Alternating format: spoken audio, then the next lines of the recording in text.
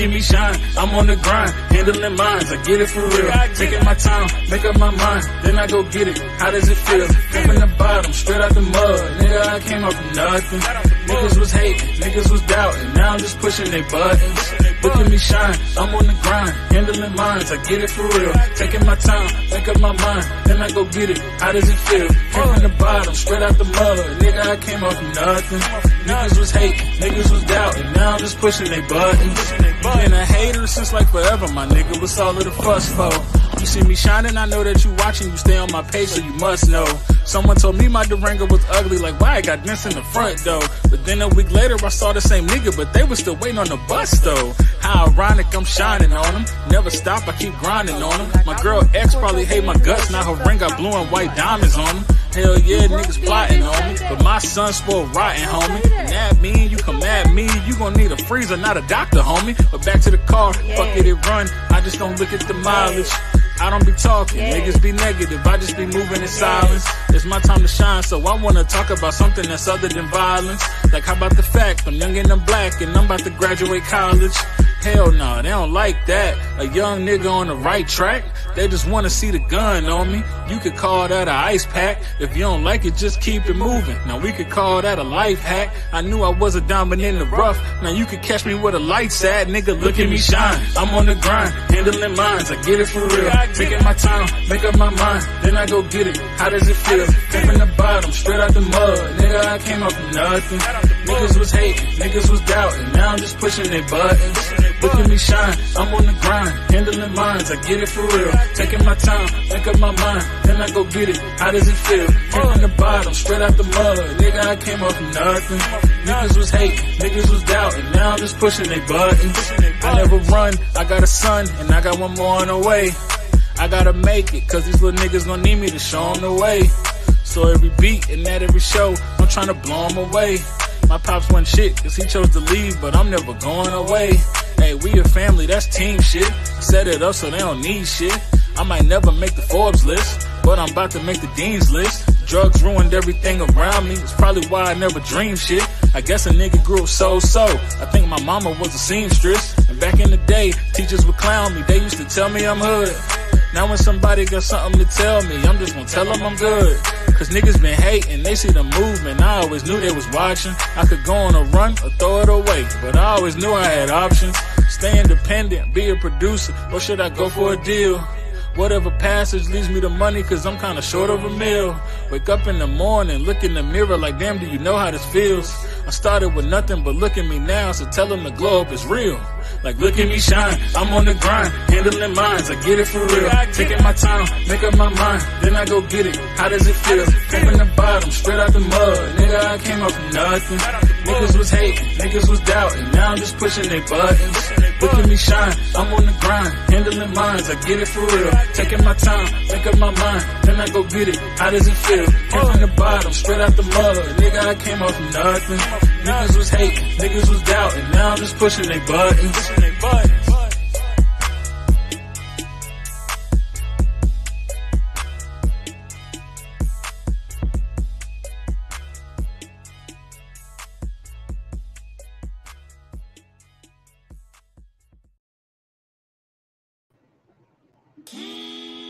What up?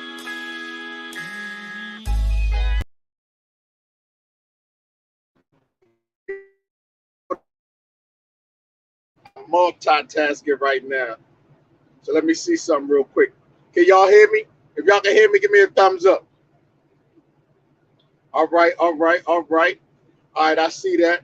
Now, I don't know why my face ain't showing. I got J overlay on here.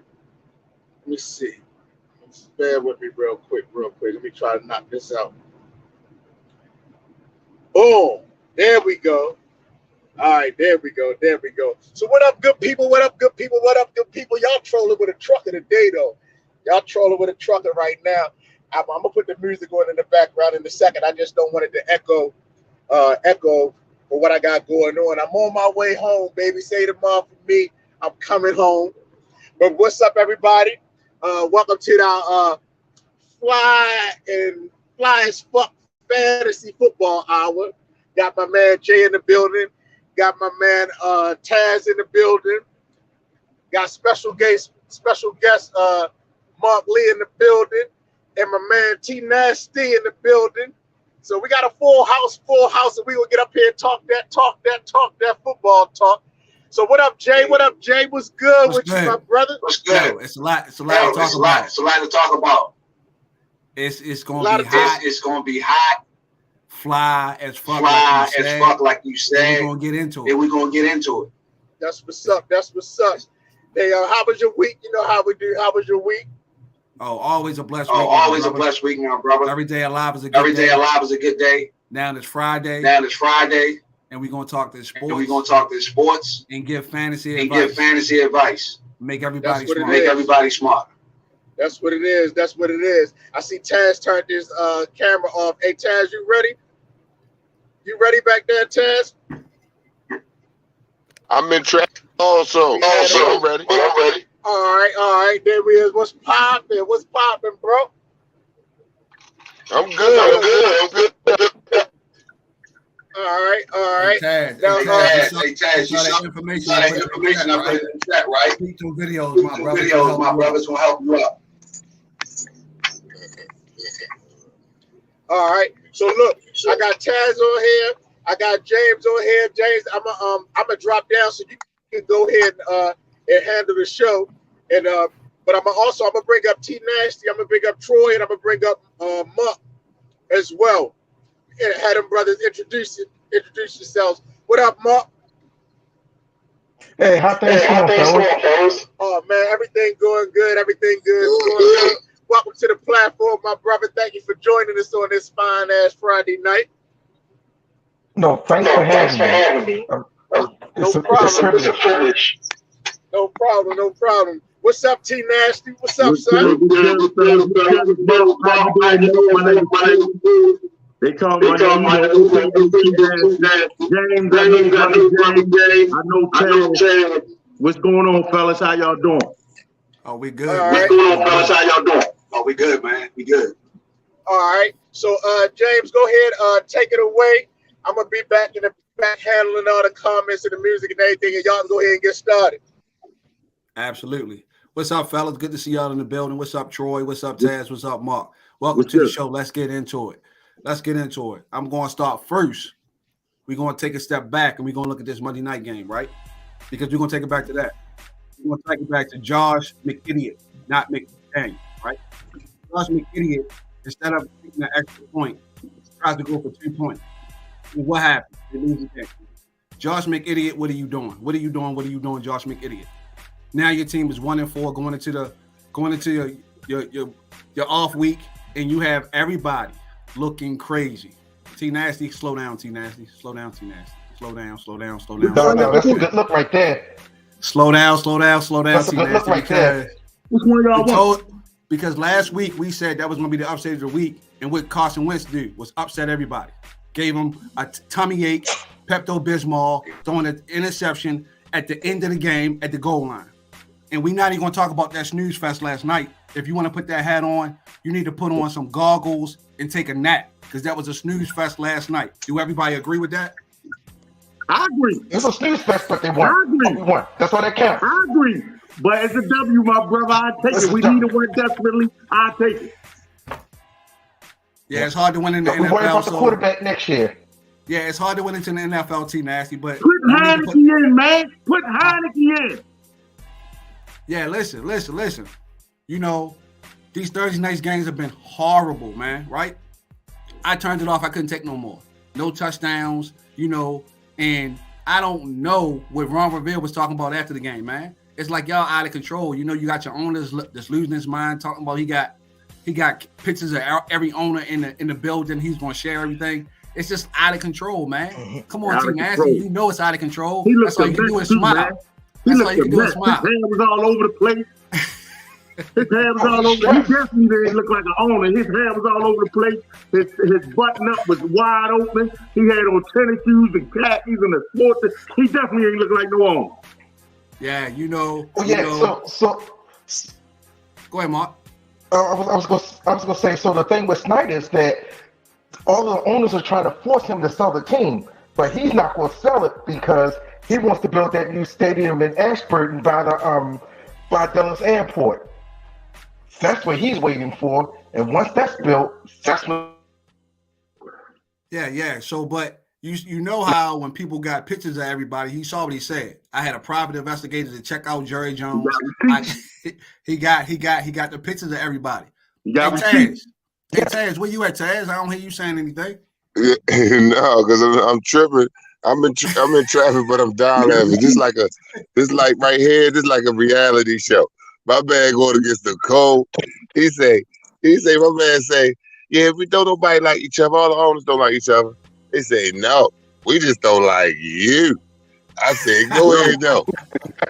Go ahead. You know what he did? He pulled the Nino Brown, right? He did a little something like this.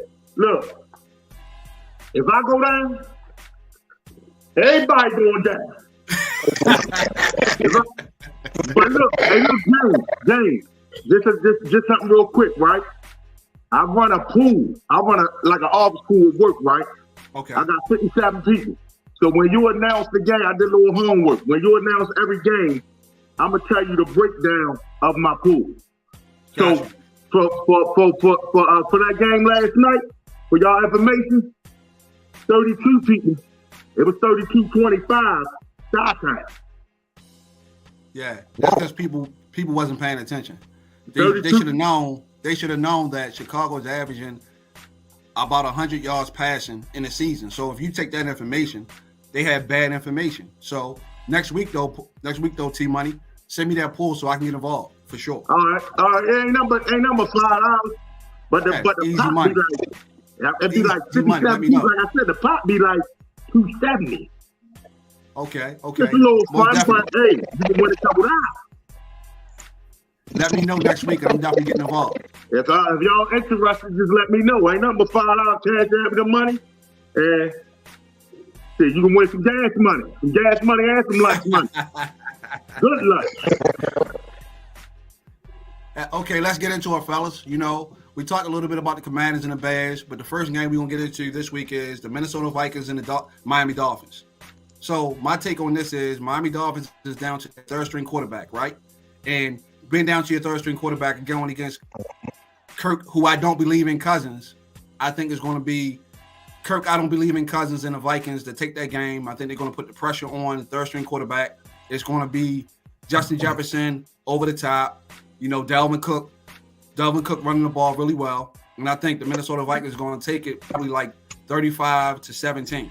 That's what I got happening. And then from a fantasy standpoint, before I even let y'all get into it, you're definitely starting Dalvin Cook for sure. You're starting Justin Jefferson for sure, and you're starting Kirk Cousins. The defense let me down last week, so I don't know about starting them. And then on the Miami side, it's kind of tough because you don't know exactly what's going to happen with that third-string quarterback. I guess you think you start Mozart because they're going to try to run the ball as much as they can. Can't trust Tyreek Hill. You can't trust Jaden Waddle because you don't know what's going to happen. So I'll let you take it next, Mark, and then we'll go to Taz, and then we go to T Money last. So the way I see this is that Dalvin Cook is going to be fed on. Yo. Hey, Mark. Slow. You got headphones on, Mark? Yeah. You sound muffled. Yeah.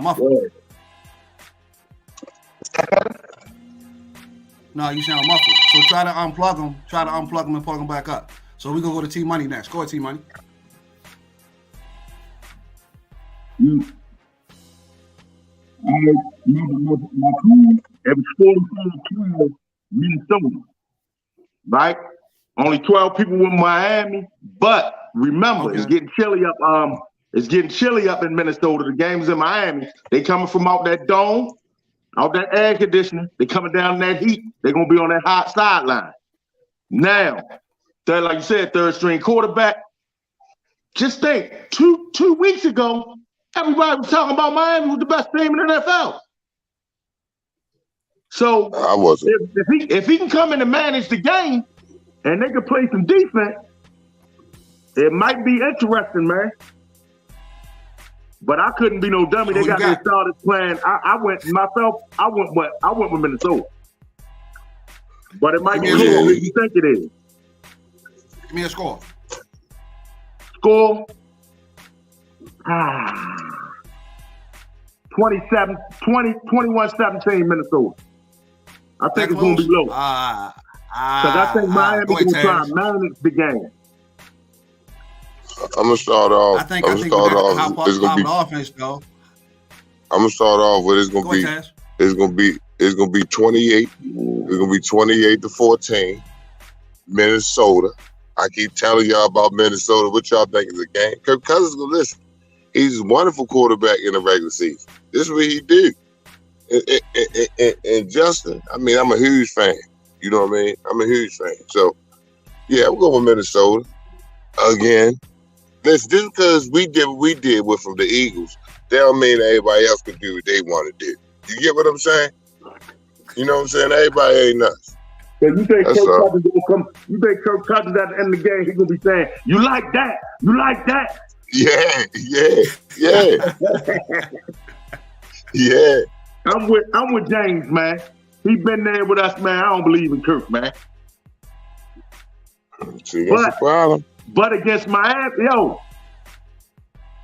I could put my money on it, yo. It's gonna be a tough game. I'm telling you. Nah, ain't gonna be a tough game. All Down right. to the third straight. Nah, ain't gonna be tough. All right. Hold on. Hey, Mark. Fellas, Go ahead, Mark. can you hear me? Okay, so fellas, I'm looking at the injury report. I'm looking at the injury report, and Teddy Bridgewater, he did a full practice today. So expect him to play Sunday. No, they said he's going to be the backup. They already said that. Right. He'll back up for a reason. If Teddy come up in there, the Minnesota boys might be in trouble, man. But the announcers already said that Teddy Bridgewater, even if he's healthy, going to be the backup. So they're starting a third-string quarterback. That's how they feel about him anyway. They know something we don't know. They evidently know something about Teddy we don't know. Right, so let's look at it this way, though. So if Teddy is the backup, they're not saying how long he's going to sit on the bench. He might sit out a series or two, start to screw up. They will yank him, put Teddy in there. Because we see the coach, he don't care about his players. He doesn't care about their health or well-being whatsoever. Yeah. So he's trying to win. He don't care. The third string is starting. That's political, man. That's a political thing to do for the coach. I don't know. See what you want. That sounds like soft. I think the protocol and then custom protocol with Bridgewater. He's trying to be careful because he's getting criticized for not caring about the players. So that's why he's not going to start Teddy Bridgewater this week. He's going to start the third string, and only Teddy Bridgewater going to come in. Yeah, Teddy Bridgewater is only going to come in if that third string quarterback gets hurt because he's trying to manage that situation because he got criticized with the tour situation so heavily. So who you got, Mark? You ain't never said your prediction. I got Minnesota. Miami has too many injuries. Give me a score. 28-13. It's gonna be ugly. I like it. So we got ugly. So I like it. So we got everybody with Minnesota. The only person that's close is Troy T. Money. He said 21-17, only by 4. Everybody else has got a 10-point spread at least. So let's jump into the next game. We got the New England Patriots who shut out the Detroit Lions last week, which everybody said that was going to happen. I remember you said last Money that Bill Belichick was going to put a number on them. And Taz, you said the same thing. I at first said one thing, but I was like, you know what? I agree with you guys, and that's what they're going to do. And they shut them out, even though they were scoring 30 points a game. That just shows a mastery, and that shows that Jared Goff is a sucker.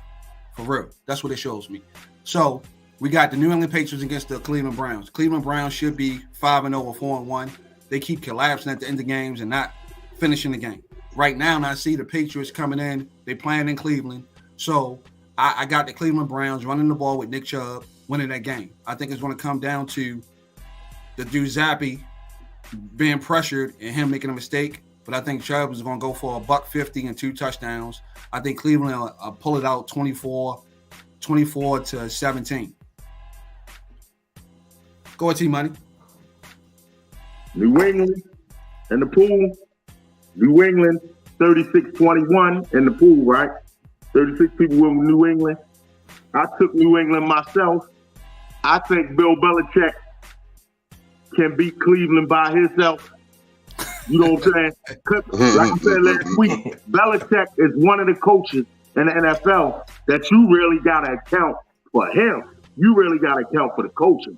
So he already know Cleveland going to try to run the ball. They got a decent defense. They're going to shut that down. They're going to key on the running game, and they're going to damn the pass. So I'm saying something like it's going to be low scoring. 21-13. Okay, so I agree with you that I agree with you that Bill Belichick is going to try to take away the things you do good. But I don't think you can take away that running game because Nick Chubb been running that ball. And I think Cleveland has a great offensive line. And even if Bill Belichick try to counter that, I think they'll still rely on the run. And I still think Cleveland will pull it off because you're still dealing with Zappy, who's a third string quarterback as well, like with Dolphins. And I think he's been playing pretty good ball, but he hasn't seen the kind of pressure from, Garrett and all those things come off the end. And if they get that pressure on him, then you're going to start to see him making mistakes. So I feel you on that with Bill Belichick, and he's a great coach. But I'm going with Cleveland because I think they didn't have too many heartaches and too many losses that I think they at home, and they're going to try to pull it together. But I feel you, OT Money. I like the pick, and I think that your pool, everybody's going with New England. They saw that shutout last week, so they think they're back. But I don't think they're all the way back. I think they're halfway back, so I'm going to go with Cleveland. Go ahead, Mark. You next. Okay, so I'm going with the Patriots 17-14. First, I'm going Patriots 17-14, but I'm not going with the Patriots because everyone's going crazy over New England's defense all of a sudden. Going to the injury report again. Javion Clowney, he's injured. He's out. Denzel Ward, he's out. So now your first level and your third level, two of your top players are out. Mm-hmm. And we all know how Belichick likes to scheme. He's going to abuse that. Expect to see a lot of runs to the outside, and we're going to see a lot of post passes. I like it. Belichick was at their practice dressed as an old lady. Yeah, cheating as usual. The New England franchise, a bunch of cheaters. Yeah, I like it though, Mark. I like it. I like the intake. I like the injury report information. I like it. Go ahead, Taz. Low scoring. Yeah, I like it. Yeah. It might make me make a U-turn on my pick. So go ahead, Taz. Let me start off like this. I got Cleveland 24-16 over New England. Regardless of whatever scheme that Belichick, which I respect and everything. However, if Cleveland just stay what they do, it ain't like they really want to pass it. They want to run that ball. They run that ball. They ain't too much Belichick can do. They run it like they usually run the ball. I got Cleveland. You got them putting up 24? Mm-hmm. Indeed. I think that's gonna be another like 20. Yeah, I think Cleveland averaging like 22 points a game. So 24 is not out of the round. And I think, like Taz said, I think Cleveland's going to rely on the running game. I like the injury report that you said, Spark, but Clowney's been out the last 2 weeks. And Garrett was out because of the accident. Now, Ward is out, but New England's not a passing team. They're not going to throw the ball. I know Jacoby Myers came back last week and he had a big game. But I think, they're going to rely on Ramondo Stevenson, and they're going to run the ball too. So we're going to see whatever team that can stop the run, and that's going to be the winner of the game. I think from a fantasy standpoint, Nick Chubb, of course, Hunt, of course, and on the New England side, Ramondo Stevenson, of course, but I mean Jacoby Myers maybe, and I think it's going to be a tough game. I think it's going to be low scoring, like you guys said, but I'm just going to rely on the fact that Cleveland has had so many heartaches and pains, and they're going to rely on, like Taz said, on what they do best, run the ball. So it's going to be whoever going to get punched in the mouth and whoever can stand up after getting punched in that mouth and push forward. So I'm going with Cleveland. So we got 2 Cleveland and we got 2 Patriots. So I like it. And Brissett, he ain't doing nothing but get more comfortable in the offense. They losing, but they ain't like they getting spanked. He getting more comfortable in the offense. What's your score again, James? Indeed. I like it. Game? So we got 24-16. Say it again. What's your score again for that game? 24-16. My score, I said I said 24-17.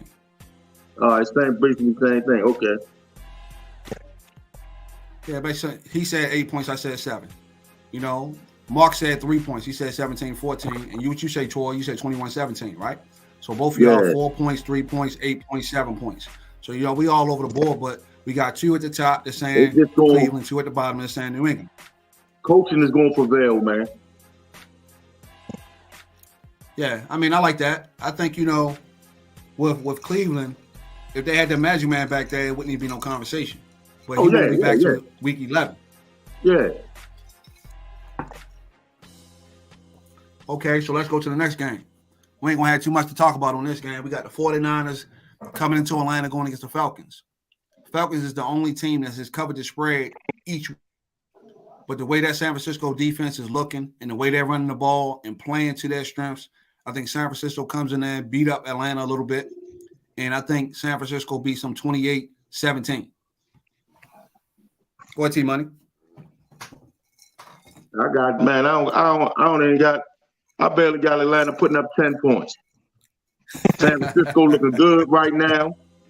They looking good right now, man. So I got them, man. I got it like the pool said 47-10. San Francisco. 47 people went to San Francisco. I got San Francisco kind of 31-10. San Francisco will put the points up. And that defense will shut Atlanta down, even though Marcus Mariota has been playing pretty good. I think they might get Pitts back this week. Drake London's playing pretty good. But I think even though San Francisco has injuries on a front line and the back line, I think still that they play with cohesiveness and they play tough ball. And the way they ran over Carolina, I think they're going to do the same thing when they come into Atlanta. Go ahead, Mark.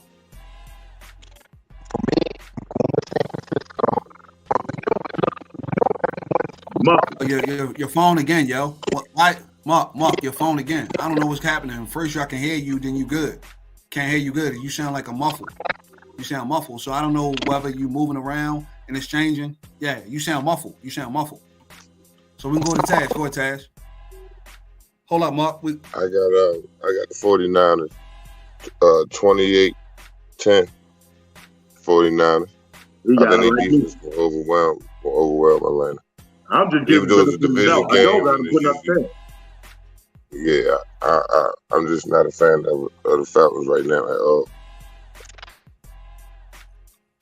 Well, I think T-Money that I think they'll put up 10. I think, you know, they've been hanging around in every game. You know, they've been in every game, cover the spread. So I think, you know, Garoppolo make a mistake and get them in scoring position, and that's how they score their first touchdown or something like that. And I think they'll be able to drive down the field and at least get 10 to 13 to 17 points. I think at least. But I think San Francisco is going to score, like you said, 31 points, 28 points, and just blow them out of the water. And they're not a team that allow teams to get back in the game. So I agree. I give them 13 points at the most. And you said 10, and then Taz said 10. Hey, Mark, you back on point? Let me hear it. Yeah, can you hear me now? Yeah, you good. Yeah, you good. Okay, good. Took out the headphones. All right, so I'm looking at this game here, and we all know we're looking at Atlanta's next quarterback next year, because Jimmy G will be a free agent. So he's pretty auditioning for all the teams as he carried this San Fran team. But as we're looking at that, I'm looking at San Fran getting 27 points. Atlanta's going to get 21. They're going to get some fluke plays towards the fourth quarter, and that's how they're going to get to that 21. Okay, but you saw what they did to Carolina last week, right? And I think that defense is playing tough. They don't allow teams to get back in the game. That's one thing about San Francisco. Unless you're a team that can score the ball, but you're a team like Atlanta that has a problem with scoring, they don't allow teams to get back in the game. They just play tough football. And even when dudes get hurt, it's the next man up, and they play tough. That's one thing. And they're going to pound Atlanta with the run. Jeff Wilson has been having an amazing season so far ever since Eli Mitchell went down. And they're going to pound you, then pound you with Debo, and then hit Kittle over the middle, and then hit Debo down on the screen pass. They're just going to pound them. And when you get tired of getting pounded, that's when you start to see teams give up. Teams don't want to play anymore. And that's what San Francisco does to you. They take your will. They take the will away from you and force you to play the way they play. And then once you get hit in the mouth like 3 or 4 times, you ain't gonna want it no more. So that's why I think, Atlanta has been in every game, but I think this is one of them games where they're not gonna be able to be competitive. Right. I'll still say that Atlanta's gonna get to 21 points. They're not gonna come close to winning. It's like I said, it's gonna be one of those games like in the fourth quarter, Atlanta's gonna score a touchdown that doesn't mean anything. But that's how they're gonna get their points. They're not gonna be close whatsoever. I see San Fran dominating them, yes, but Atlanta's gonna get those 21 points. So what you got San Fran putting up? 27. 27-21? Hell no. 27-21. That's what I'm looking at. All right. So KB says 17-9 Cleveland. So he's in the last game. So that's what he's talking about, the Patriots 17-9 Cleveland. I get it KB on the last game, but I think San Francisco's going to win. As far as fantasy, you start Jeff Wilson, you start Deebo Samuels. I think on the Falcons side, you start Mariota, you start Drake London. Pitts has been a disappointment, so you don't know what Pitts is going to do. So once again, we're here to talk sports and any fan question way. We'll answer them as we go through the game. So we have all 49ers for this game. We have differences in what the point total is going to be and how much San Francisco is going to win by. We definitely agree that San Francisco is going to win this game. On to the next game. This is not going to be a lot of conversation as well. We got the Tampa Bay Buccaneers against the Pittsburgh Steelers, who got demolished by Buffalo last week, 38-3. So I think this is going to be another demolition. I think the Buccaneers going into Pittsburgh and Kenny Pickett, he's going to get a little bit of medicine this week. You know what I'm saying? And that defense is going to get after him. He's trying to throw the ball down the field, but the offensive is not good. Najee Harris has been a total disappointment for us in real life and fantasy. He's not running the ball. I don't think the offense is built to run the ball. So I think there's got to be another laughter. I got a 31-10. And from the standpoint, Tom Brady hasn't had a good season. He's too worried about his marital situations. Wife filed for divorce, so I think his mind is gone. He should have stayed home with his family. Should have retired. Should have stayed home, been a father to his kids. But he just wanted to continue to play football. You had a contract to be a sportscaster. You didn't have to play. Why are you still playing? And now you get these ghost calls for roughing the passer against Atlanta when that wasn't even a roughing the passer. Then you kick at the guy that sacked you. Now you got a $11,000 fine. Yo, just quit. Go home with your family. Save your marriage. Stop playing football. Is the hate real? Wow. Whoa. It ain't hate. It's the truth. There's no hate at all. What you mean it's the truth? What you mean? He still won't work. Don't you still work? Don't you work? Man, why can't he continue to work? Listen, I'm broke. This dude got 6 rings. Hey. This dude got 6 rings. Hey, Taz. He's the multi-millionaire. Right. What that mean? Hey, Taz. Right, Taz. That's not fair. Slow down, Taz. If we all was millionaires and our wife said, and we promised to our wife we would retire because we're millionaires, we'd be home with our family. This guy said, I retired, then said, psych, I'm going back. And he got offered by Fox Sports a contract to be a sportscaster. What is he playing football for? It's no hate. It's a simple fact that this guy's greedy. That contract ain't going nowhere. He still had that contract. If I had $10 million, ain't nobody going to have to tell me to retire. Wife or nobody. Exactly. He's not going to win this way. To retire, to chill. This is all he knows is football. So he's not going to retire on his own terms. He's going to have to cart him off. He's going to be one of those players. He's still playing at a high level. Why leave? He's still playing at a high level. Hey, Taz, let me take you down memory lane, right? You say you're the GOAT, right? If we go down memory lane and we go to the game when he played the Raiders, right? If they don't call that bullshit ass tuck rule, it's no Tom Brady. Because at the end of the day, that was a fumble. They cheated the Raiders franchise. Let me talk real quick, Taz. They cheated the franchise of the Raiders. We take that tuck rule away. What we see is facts. No. Come on, Taz. Brady admitted that it was a fumble. What if? It's the NFL. And Tom Brady got all these rings. There's no he nice. if. It's no. He nice and everything, no yo, but it's over. What I'm saying to you is, what I'm saying to you is, he's doing something that ain't nobody else doing right now. Still playing football at 45. Yeah, man, he's a fraud. You gotta realize that whole franchise has been cheating the whole time.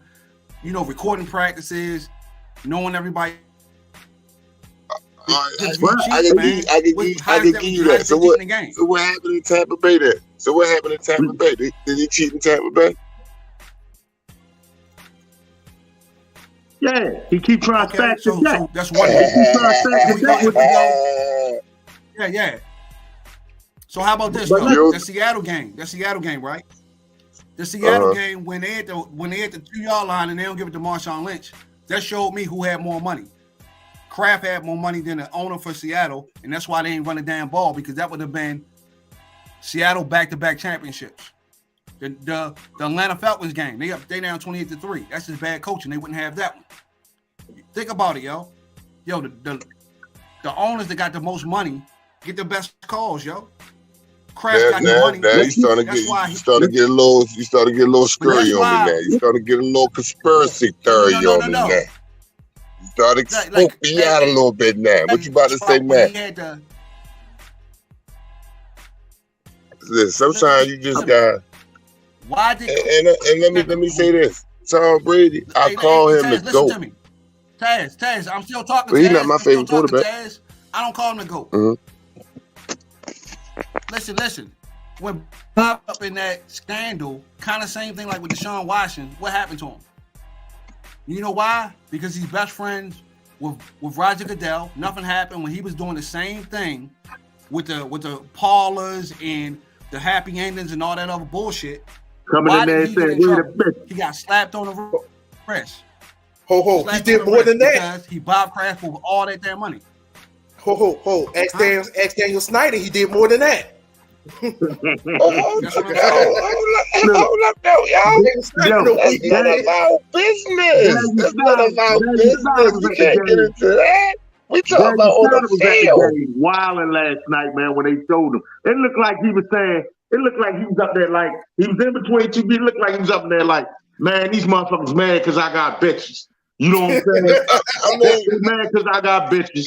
And fuck them. If they weren't, I got something for their ass. I'm putting cases on all their ass. They keep fucking with me. I fuck around, get the Redskin name back. They keep fucking with me. But look, let's get back. Look, let me get my spill on the game, though. Go ahead. They coming out the heat from down Tampa. They coming up Pittsburgh. Now, I don't like Pittsburgh. But Pittsburgh ain't never been no punks, man. I love their coach. He ain't never been no punk. But Tom Brady, once again, like the Belichick situation, Tom Brady he's nice and he's a coach. What he don't have athletically no more, he got up here. He's a coach on the field. Tom Brady know how gonna give him 28 to 31 points. But Pittsburgh, they gonna fight. But I think I say about 31-17. Ooh, Tampa Bay. 31-17. They're gonna fight. They're gonna fight. They're gonna put up. They're gonna fight, but they're gonna fight, but they're not gonna be productive. They're gonna fight, but they're not gonna be productive. They don't have a quarterback. Kenny Pickett cannot find an open receiver. No, how many times historically, especially under what's that coach name? Tomlin. Especially under him, how many times had they just made it happen with what they got? You know what I'm saying? They just got that net. Tomlin got that net. He make a little something happen with what they got. I'm not saying they're gonna win, but Tampa Bay ain't gonna come up there and blow them, yo. And they're gonna pull away. Tampa Bay gonna pull away late. But honestly, if you look at Pittsburgh, their defense has been horrible since TJ Watt went out. Right. Because they ain't get no pressure on the QB. And he's like he's the only one who can do it. And Tom Brady, I don't know what happened to their pass rush. Tom Brady gonna put up 30 something. But go back to the pool. The pool got a 47-10, Tampa Bay. Only 10 people were for Pittsburgh, and I think most of them was fans. It should have been 57-0. Hey, that's why they play the game, though. That's why they play the game. Hey, Tom Brady can he can get hurt. Somebody can put his ass out of there. That's why they play the game. But the only problem is they don't have no rush. With TJ Watt hurt, that would have been the guy to put him out. So he out. So their pass rush has been non-existent. So that's why they got beat by Buffalo 38-3. That's the Redskins' major problem. Wait till Chase Young come back. Oh, yeah. Sweat starting to hit his stride. Wait till Chase Young come back. But what I'm saying to you, T Money, is they just lost to Buffalo 38-3 last week. So I don't think they're going to have enough. And I think Tampa Bay defense. I think Tampa Bay defense is better than Buffalo defense. So if Buffalo held them to 3, I think Tampa Bay defense is better than Buffalo. They're gonna hold them to I think they'll get 10 this week. Yo, Tampa Bay is not Buffalo. But here's the thing. Here's the thing to watch. Here's the thing to watch. Pittsburgh doesn't have a defensive line. They don't have a pass rush. You giving Tom Brady time in the pocket to scan the field now. Now he's scanning the field. And he can just pick them apart. I told you, Tom Brady, his mental, Tom Brady gonna beat them. He got too much. He got too much up here. Tom Brady gonna put points up because he got too much up here, and they don't have no pass rush. Here's the thing. My thing of the game is, we know Pittsburgh. We know Pittsburgh will play with pride, but when it's going to get to the point where they just going to toss it in, they going to realize they're not going to win, and they just going to give up. Pittsburgh don't never give up. Is that going to happen? Pittsburgh don't never give up. They gave up last week. Last week they gave up. They gave up against Buffalo. Buffalo is Buffalo, man. Buffalo they ain't give up. They just put it to their ass. Give me your score, Mark. This could be ugly.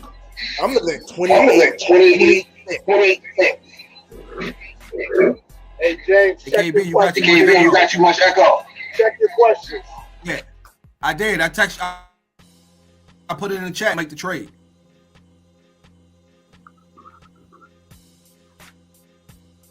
Don't make that trade. Who should you flex in PPR? Flex J.K. Dobbins. Mm-hmm. So, what's your score, Mark? 28-6. Like it, 28-6. I can go with that. I can go with that. It's going to be ugly. I'm going 31. I'm going 34-10. I think Tampa Bay is going to come in there and light it up. I think Tom Brady, like you said, if you give him time, he's going to hit Godwin. He's going to get Mike Evans over the top. Then the Fournette is going to have a big game. So I think you just go in there. I know you said that Tomlin's a great coach, but when you don't have it, you don't have it, man. You know, he was relying on Big Ben that can get everybody in good position. And when you don't have that, you got a rookie quarterback who don't understand, and that defense is going to eat him alive. I really think that defense, the linebackers, that front on 4, they're not going to be able to run the ball because their line is not good. Najee Harris not going to be able to run the ball, and he's not going to have time to get it to those receivers. They have weapons on the outside, but if you don't have the time to get it to the weapons, you can't do it. And I think they're going to just put the heat on them. 30. If they do beat them bad, I just think they're going to pull away late. I think they're going to stomp on them early. And I think when they stomp on them early, they're going to force them into throwing the ball. And when they got to throw the ball, that pass rush will get to him, and he's going to lose his pride. He's a rookie quarterback. He gets sacked 3 or 4 times. He ain't going to want to come back in the game. So, here we go. We got the Bengals against the Saints. The Bengals are going to the Saints. The Saints defense has been up and down. You know, Burrow looks comfortable in the pocket. We don't know if T. Higgins is going to play, so that slows down that offense. Joe Mixon has been getting carries, but he hasn't been running effectively. Now, we don't know if Jameis Winston is going to start or it's going to be Andy Dalton. We know Mike Thomas is already out. We had a resurgence of Alvin Kamara last week, and now we got Taysom Hill as the utility player who's been making big plays. He had a big game last week. He scored 3 touchdowns. I'm going with Cincinnati. I think they'll figure it out. I think they'll find a way to get Chase the ball because I think they're playing Cincinnati like they played Kansas City last year. 2 high safeties, and they haven't figured it out. Andy Reid is a great coach. He figured it out for Pat Mahomes. I don't know about this dude, Zach Taylor. I don't understand his mindset and what he's doing. So I think Joe Burrow will be protected, hopefully, and get the ball out of his hands. I think the T. Higgins situation not playing because he's his go-to guy. I think that's going to hurt them, but I think they'll be able to pull it off because Saints have been struggling offensively, and I don't understand what's going with their defense. I thought their defense was top-notch, but they've been struggling and losing games they shouldn't lose. So I'm going with Cincinnati, 28-20.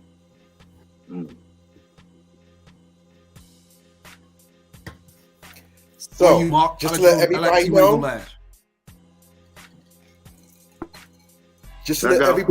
Andy Dalton starting Sunday.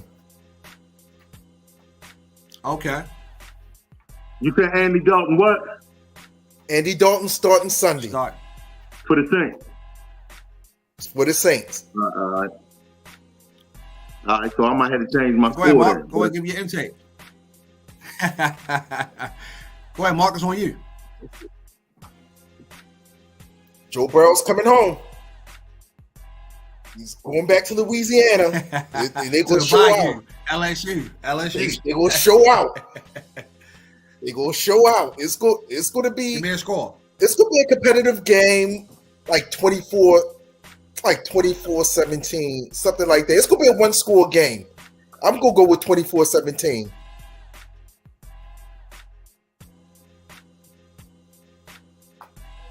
Like it. It's on you, T-Mike. I got it being a blowout. The pool said 41-16 Cincinnati. Smoking Joe hitting his stride. Smoking Joe preseason is over.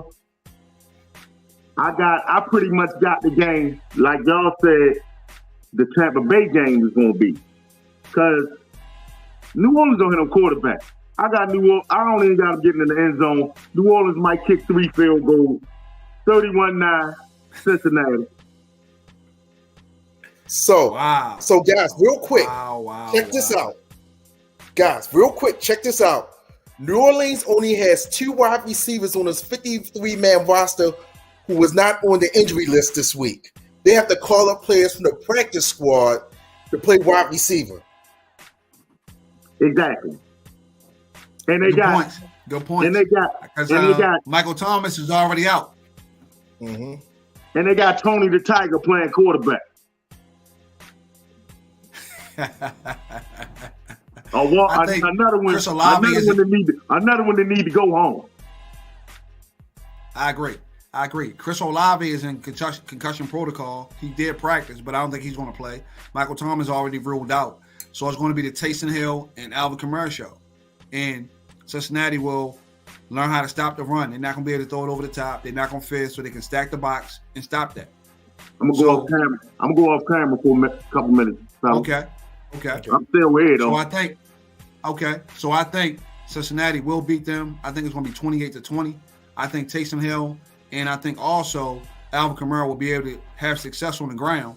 But I think Joe will get back to it. He hasn't been connecting with Jamar Chase. They've been misconnecting.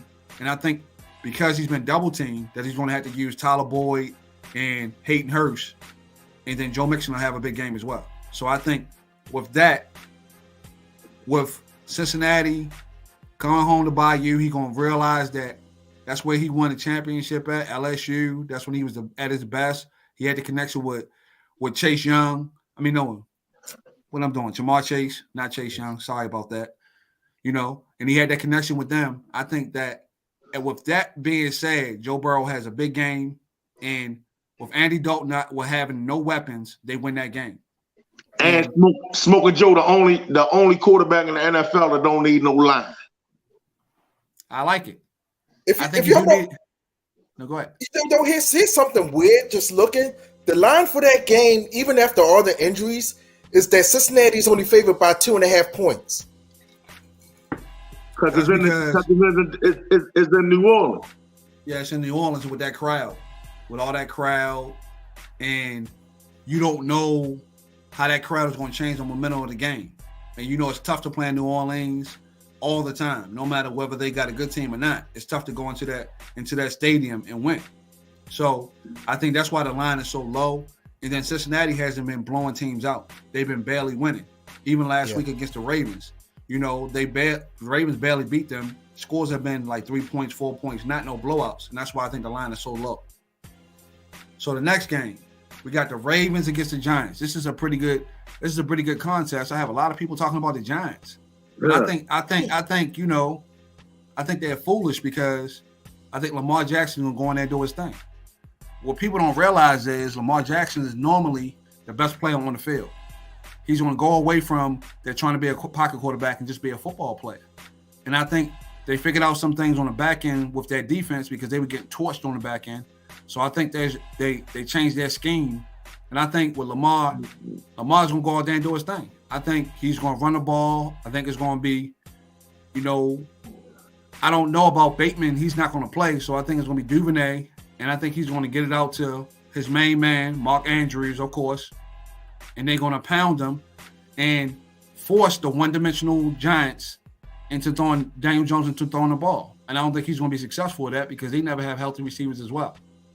I got Baltimore going into New York, beating them 28-13.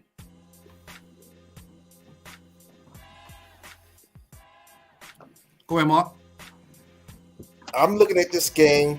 I have Baltimore winning 31-10. The Giants has been winning off of smoke and mirrors. Here's the thing. When we look at the Giants, if we look at the Giants, Danny Dimes hasn't been doing anything.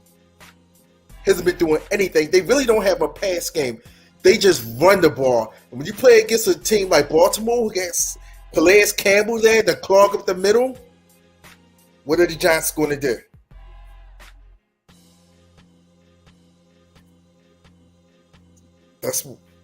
I agree 100%. That's why it's going to be a blowout. I agree 100%. So give me a score. Give me a score, Mark. I'm looking 24-10. I like it. So T Money, I'm on the camera real quick, but go ahead, T Money. I'll be right back. I got 30. Well, the pool had it 38 people, and they had it 38-19. 19 people went for the Giants.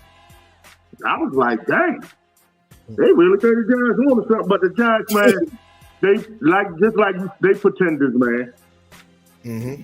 Baltimore, I got Baltimore 33-13. Baltimore going, you know, they going kick some field goals. They're gonna score a couple touchdowns. New York might get in the end zone one time, and then I give them 2 field goals. That's how I came up with the 13. But they ain't gonna do nothing, man. What's his name going? Jackson gonna take action. Yep. You know what I'm saying? He gonna get and they gonna put that pressure on Danny Boy. Yep. If you notice, the Ravens, their 2 losses, the teams really didn't beat them. Oh, I take that back. Miami beat them, but they pretty much beat themselves. Right. They beat themselves. Right. It's not like they came out and got whipped. No, they beat themselves in those games. That they got caught slipping on defense. The one thing about it, defense, especially when you got talent on defense and Baltimore got talent, defense ain't hard to fix. Offense is very hard to fix. Yeah. Defense ain't hard to fix.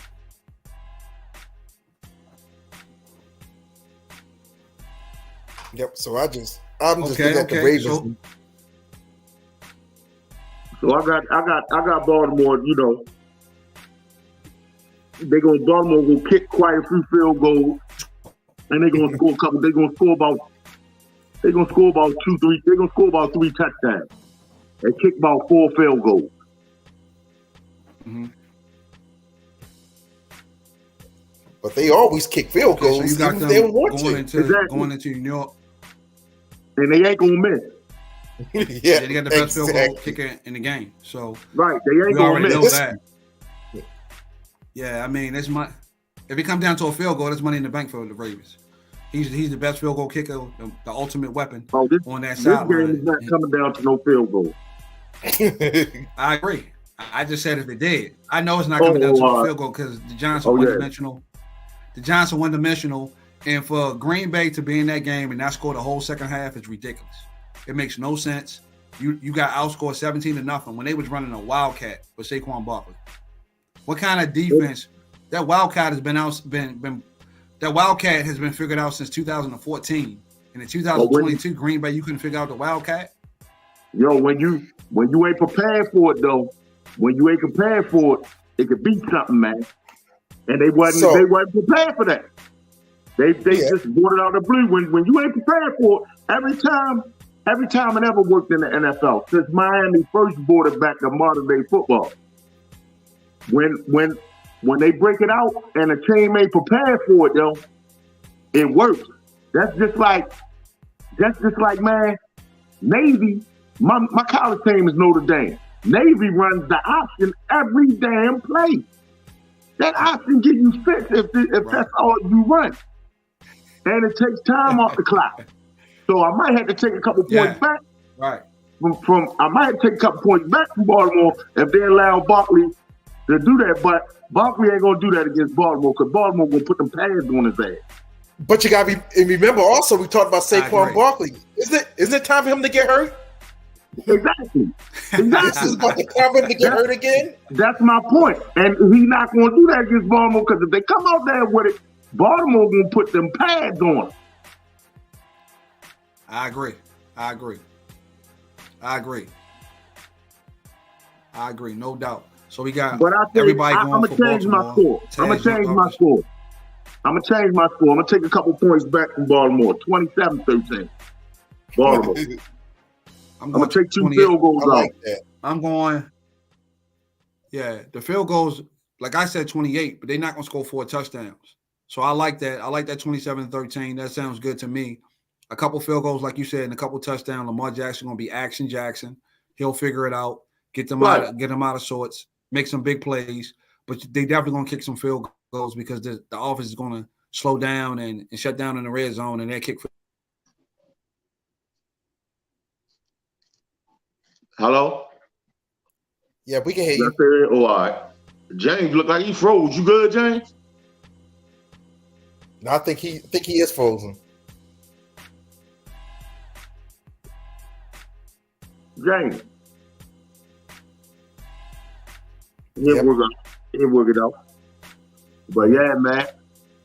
Yeah, because there ain't gonna be no wildcat going on. Because for one, Baltimore practice against it. They practice against the wildcat every week because of Action Jackson. Yep, that's number one. And number two is Baltimore. They're not playing against a Green Bay team Green Bay doesn't have the corners that Baltimore has. Right.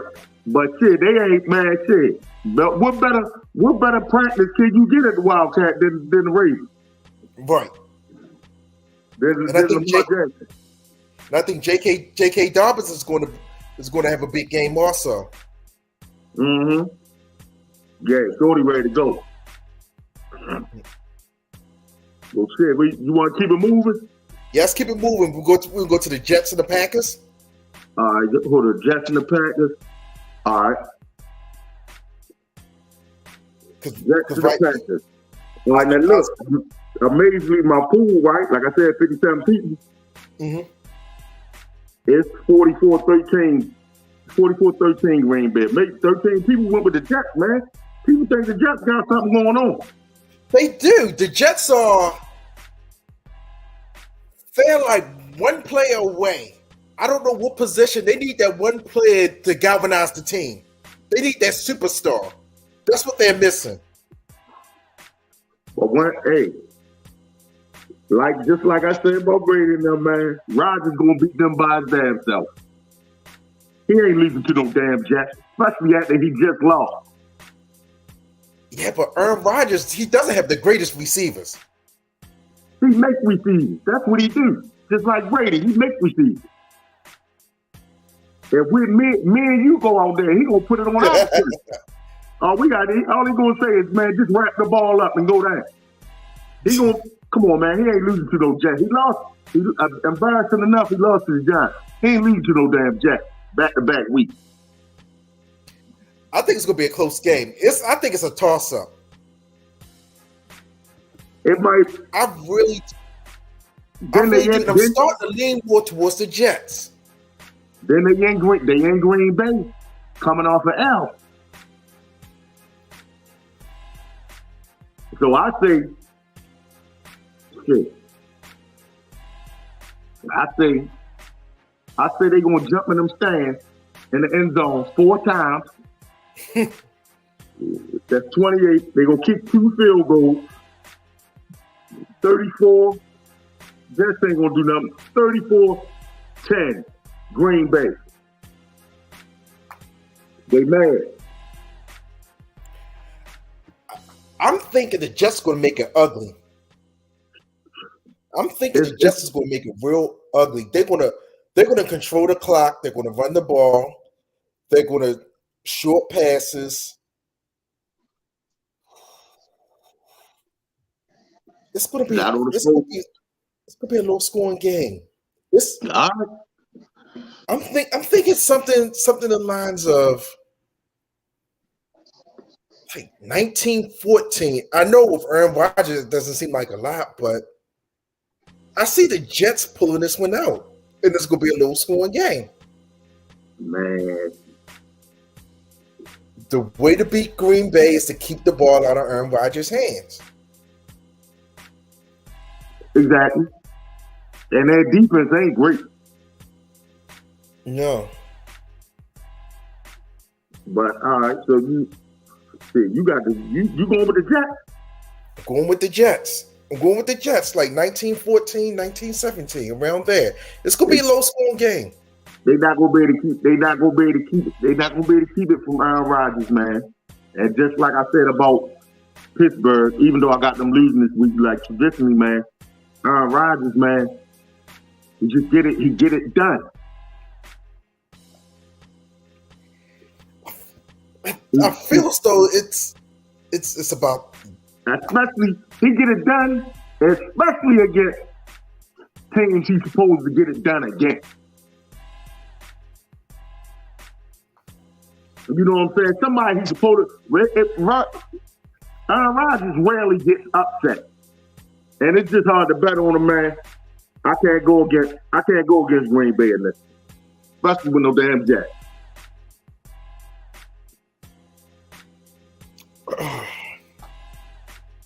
Still got to stick with the Jets. I don't know what it is. I just have that feeling. All right. So we go. You know what's going to be a good one? I'm going to call this next one. Okay. Jacksonville and Indy. Oh. How you see that game? That's going to be a good one. The pool, now my pool, 57 people, it's 30-27. It's kind of even. 30-27 Jacksonville. I think that. Jacksonville, what's the quarterback name? Trevor Lawrence. 2 years, he's going to be the best quarterback in the NFL. He's the second coming of Peyton Manning. He's starting to turn that. He already turned the corner. His team just ain't turned the corner because they should have beat the Redskins. They dropped so many passes. I thank them for it, but they should have beat us. You know what I'm saying? His boy ATN and them, they just ain't turned a quarter with him yet. But them boys can play. Yep, and they're young. So, and mark my word, 2-3 years, man, he gonna be the best in the NFL. He Peyton Manning, the second coming to Peyton Manning, yo. And it's gonna be tight. It's gonna be tight. I think it might be low scoring. 17-14 Jacksonville. So I'm going the opposite. Whereas it's gonna be a close game, but it's not gonna be a low scoring game. I'm going something like 35-28 Jacksonville. And I'm gonna put Matty Ice is gonna lose that game. You think he's gonna lose it? Matty Ice is going to lose that game for the Colts.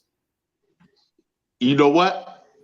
Hey guys, back in the building. You know, Thank you. We pretty much got it. We pretty much got it the same way, my brother. Yep. I think Matty Ice going to choke. And like I said, the other quarterback, like Trevor Lawrence, he's up and coming quarterback. He's going to be the best quarterback in the league in 2-3 years. And it's going to be close. Like you said, what you said? You said 34-31, right? No, I said 35-28. 35-28. So you got a high scoring game. I got a low scoring game. And I said 17-14. 17-14 Jacksonville. So what about you, JC? We on that Jacksonville Colts game. What you say, Jay? Okay.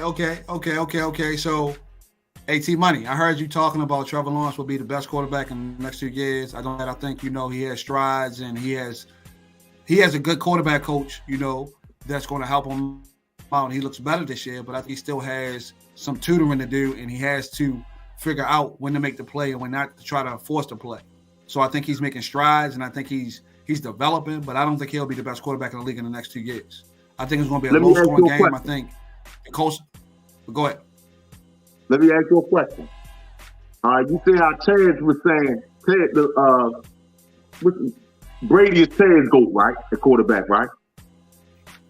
My GOAT is Peyton. Yeah, I don't understand that. So you don't see no Peyton and Trevor Lawrence. What I see in Trevor Lawrence is a guy that's been looked as the next coming, right? He went to Clemson as a freshman and beat Alabama, so everybody think he's that guy, right? But the next coming is not going to have the season he had last year, and he's still making the same mistakes he made last year, throwing the ball and not understanding how to protect the ball. That's why they lost the games that they lost. He had 5 penalties against the Eagles. Growing pain. Peyton started out the same way. Huh? Growing pain. Peyton started out the same way. I agree with you. But like I was telling Mark, right? Right. From last year to this year, Shorty turning the corner. His team, his boys just ain't turning the corner with him. Because they should have blew the Redskins out. They should have the Commanders, they should have blew us out. Yeah, they right. dropped on 3 touchdown passes. They dropped passes where they go walk into the end zone. His team, and I saw that in a couple of games they played. I don't think his team turned the corner with him. But Shorty turning that corner. He's coming out the curve. I think when you go from a coach that shouldn't have never been a head coach to Doug Peterson, who's a quarterback coach, that's why you're seeing the change from last year to this year. Now, I think for sure he's making development, and they spent most money in free agency than any other team. So they made sure, unlike the Chicago Bears, made sure he had the weapon on him so that would make him look better, number one. They overpaid for Christian Kirk. They went and got Zay Jones. They went and got all these receivers. They got Evan Ingram, tight ends. Make sure they got every weapon they could, like they do all the white quarterbacks, to make sure they're golden. Look at Justin Fields. They did nothing for him in the offseason at all. Exactly. That's why he looks so crazy out there. That's Chicago. They don't. The thing was that's expected. That's Chicago. But when I'm talking about Trevor Lawrence, right? Give him the benefit of the doubt now. He was a part of a circus last year. He had a freakazoid in there. That was That's what I said. So here's a question. That's what I said. Mm-hmm. So I have a question. So is it the fact that Trevor Lawrence is a good quarterback or Doug Peterson's a good coach? Because say what you want, Carson Wentz looked like the next coming of Johnny Unitas. Hell no. No, he was that good in Philadelphia. Oh, you talking about his rookie year? His first 2 years when he got paid. He was really good in Philly. Not his first year. His first year, he stunk. His second year, he played really well, and that's why they got to the promised land. But he still was a knucklehead, diving in the end zone against the Rams and busting his knee up and got hurt. I truly believe if he was the quarterback, they wouldn't have won the Super Bowl. And I think he wouldn't have been ready for that pressure, and he'd have turned the ball over, and he'd have been mistaken like he is now. So I'm glad he got hurt, because the Eagles would have never got a Super Bowl because he wouldn't have won. He wouldn't have understood the pressure. And I think by him getting hurt and playing well and getting us that home field advantage, that's what got us to the promised land, and that's winning the Super Bowl. Now, Mark Lee, Mark, I agree. I agree with you. It's Doug Peterson because, like T. Money said, it was a circus. That dude should have never. Urban Meyer should have never been a coach. You know, no. And he came in there and messed the whole system up. Yeah. And that's why he was so bad. Bringing in Tebow for what? Yeah, and the thing is that Doug Peterson. I think the offseason moves and Doug Peterson is making him a good coach. Is making him a better player this year. But you still see some of the things he was doing last year when he get in tough situations. And really, I think. T-Money, I agree with you. He's going to be better. I don't think he's going to be the best quarterback in the league in 2 years, though. I'm giving them the benefit of the doubt. I'm giving him this year. I'm giving him like the first 9 games of this year as an extension of his rookie season. He's still a rookie to me because I ain't counting last year because that wasn't his fault. I ain't really counting the first half, up until where Urban Meyer got fired. I ain't really counting that. So to me, he's still in his rookie season. Mm-hmm. I agree with that. I mean, he's still really trying to really find his way, and he got a quarterback coach that can find his way, and he got better players around him this year because they spent the money in free agency. So I see this as a slow-scoring game as well. I think the Colts, they lost to the Jaguars early in the season, so I think the Colts will revenge this game, but it's going to be a low-scoring game. I think defensive game, Bill Davis is playing a little bit better than the Colts, but I think, you know, the Indianapolis Colts will win an ugly game. You know, Jacksonville was riding high, but they lost 2 straight. And because of that, I think they're going back to the old Jacksonville team. It takes teams time and patience to learn how to win these ugly games. And I don't think they know how to do that yet. The Colts have been in the struggle and won ugly games before. They won an ugly game against the Broncos. A real ugly game. 11, whatever that score was, it was an ugly game. And they won ugly last week. So I think they understand how to win ugly games, and they got more experience with winning ugly games, and it's going to turn into an ugly game. And I think with them getting Jonathan Taylor back this week, Michael Pittman on the outside, and then Alec Pierce, who's a rookie coming from Cincinnati, I think they'll be able to score on Jacksonville. And I think Trevor Lawrence has a couple turnovers, and they win that game. So I got it 17-14. Oh, you flip-flopped. I heard y'all talking about the Packers and the Jets. You flip-flopped that. I had it 17-14 Jacksonville. Yeah, I just flip-flopped it. Also heard y'all talking about the Packers and the Jets. All right, go back to that. I think Aaron Rodgers collapsed, and I think the Packers are hot in the first half and fall off in the second half. I think the Jets are surging. I think they understand that with Saleh as the coach, they understand, and hey, we can win. We have talent. And I think because Aaron Rodgers doesn't have confidence in his receivers, he only wants to throw to certain guys. And I think they're going to try to rely on the running game, but I think the Jets defense will be able to combat that. And I think the Jets still won in Green Bay. I heard Mark Lee say the same thing. I tell you, he said he would be surprised that the Jets were going to win. I heard you say T going to lose. But think about this, yo. Last week, they started off hot, and in the second half, they fell apart. They got outscored 17-0 to the Giants, who was one-dimensional. The Jets going to have more than one dimension. They got the rookie Breece Hall running the ball, looking spectacular, and they got Corey Davis connecting with the quarterback, you know, and Garrett Wilson has been coming along, and I think the Jets have weapons offensively, and I think defensively they'll be able to stop because Green Bay is only going to play the first half. They ain't going to come out in the second half like they've been doing every game. They've been fortunate to get the wins they have, but I think teams adjust second half, and I don't think Green Bay adjusts. So I'm going with the Jets, and that's my upset of the week. I just don't see that, boy. All right. Let me ask you something, T-Money. Let me ask you something. Did you see the Giants beating them last week? No. Right? Right. I ain't see the Giants beating them last week, but the Giants, Ain't the Jets, yo. The Giants, man. Let me ask you this: who you think got a better? Huh? Who got a better offense? I would say the Giants right now. No way. I think the Giants just got more offense. Man, Saquon, they got one of the best running backs in the league. Top 3.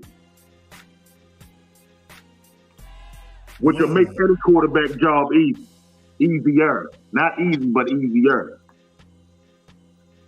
They took a loss with that lead receiver they had. What else the Giants got out for the season, but like I said, man, they just threw a wrinkle in there. What else do they have besides Saquon? Not really nobody, man. But like I was saying, like against the Panthers last week, they just threw that wrinkle in there that the Panthers wasn't ready for. Jets ain't gonna come out there with no damn Wildcat. They just threw that wrinkle in there, man. That Wildcat is a hell of a wrinkle, man. If you got a running back that can do it like that. They just threw that wrinkle in there that they wasn't ready for. They caught it with their pants down. I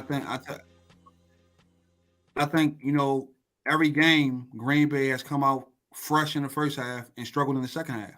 Look at the numbers, man. Look at every game they played. It's been the same scenario. Right. He can't go over the top because he has no Devontae Adams. He has no Devontae Adams. He can't go over the top, so everything is in front. So that means you can't score fast. You got to go down the field and you got to go 10-play drives, as we saw in that game. He got the ball batted down on 3rd and 4th, and that's not something that we see from Aaron Rodgers happening to Aaron Rodgers. So I think the Jets got some momentum, and they're gonna go in Green Bay and play tough ball. All right, everything you just said, right? You know that, and I agree with you, right? Yeah. But you think one of the best quarterbacks in the league right now, one of the best quarterbacks ever, don't know that shit? He know too. And I trust him to correct it. I trust him to write that. And tell them boys to break them routes off at certain time and this, that, and the other. And he gonna tell them to do things where, yo, I'm gonna put it right on your numbers. You know that. Just wrap the ball up and haul at it. He make wide receivers. A star might be born Sunday. I don't see it. But the problem is he don't. If you don't catch the ball or you make any kind of mistake, he won't go back to you to the 4th quarter. That's the problem.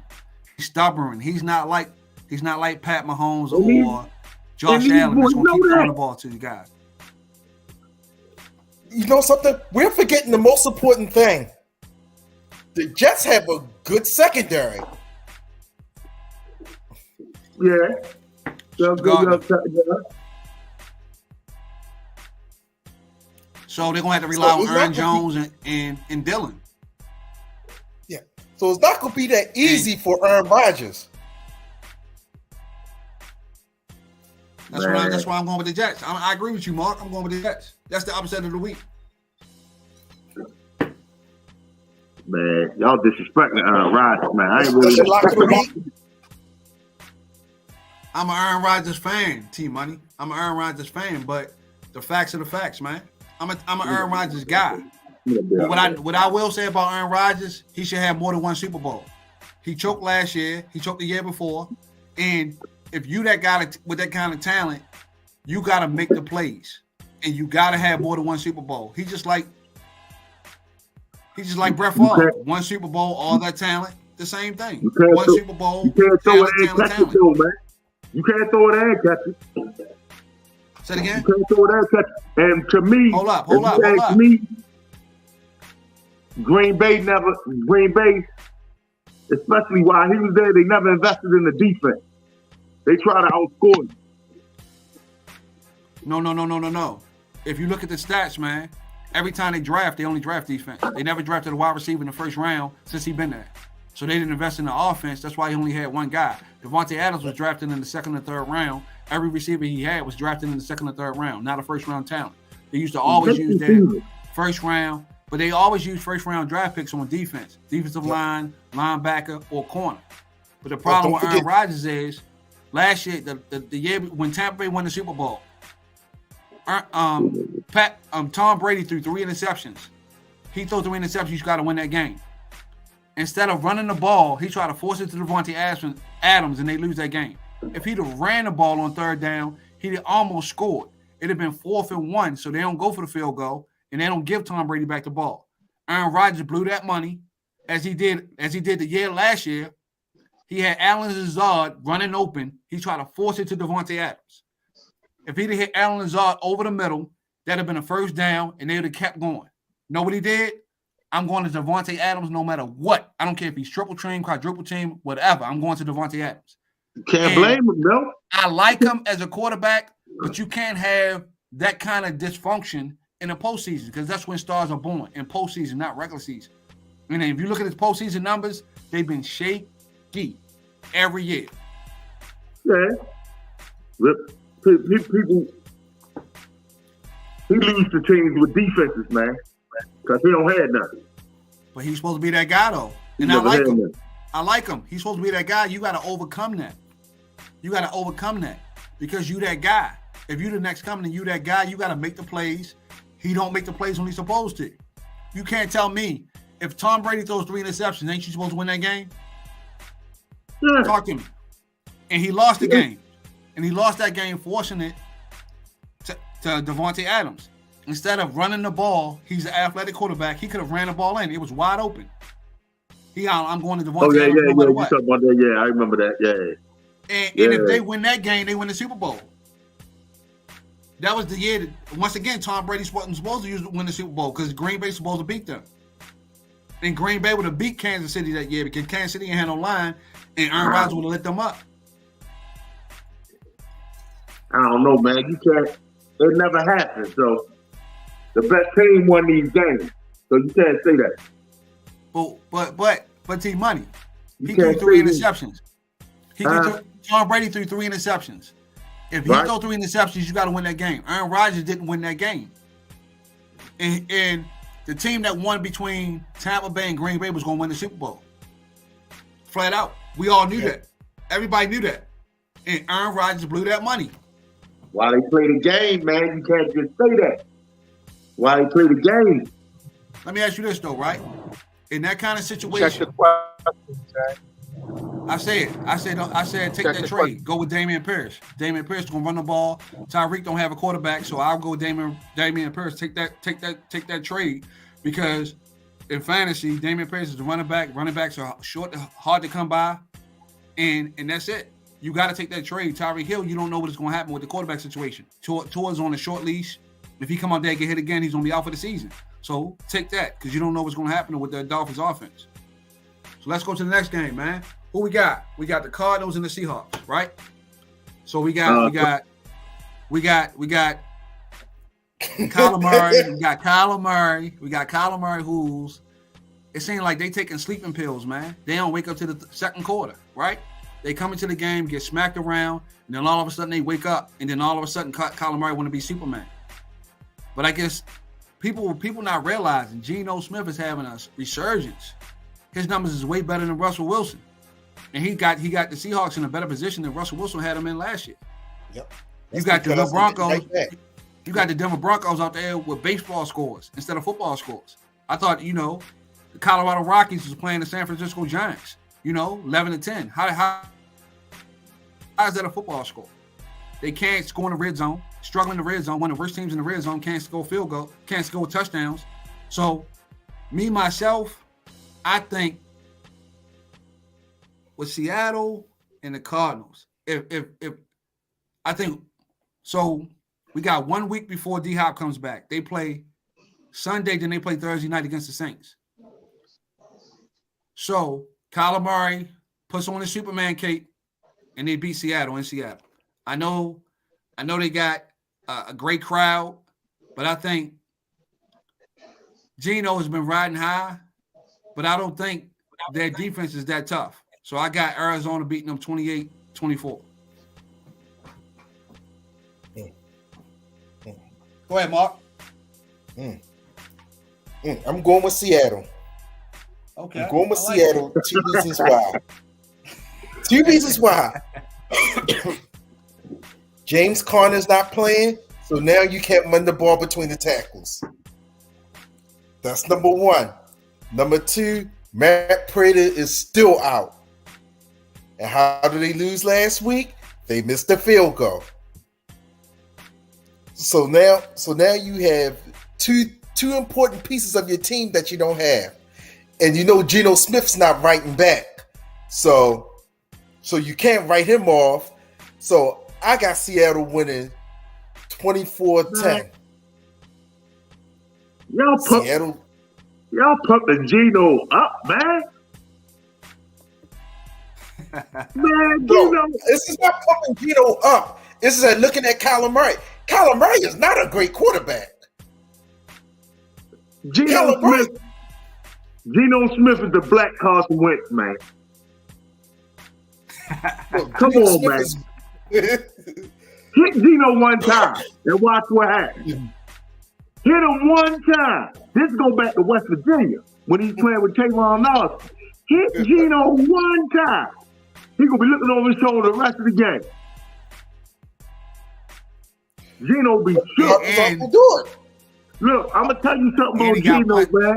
I'm gonna tell you something about Geno that I was dying laughing.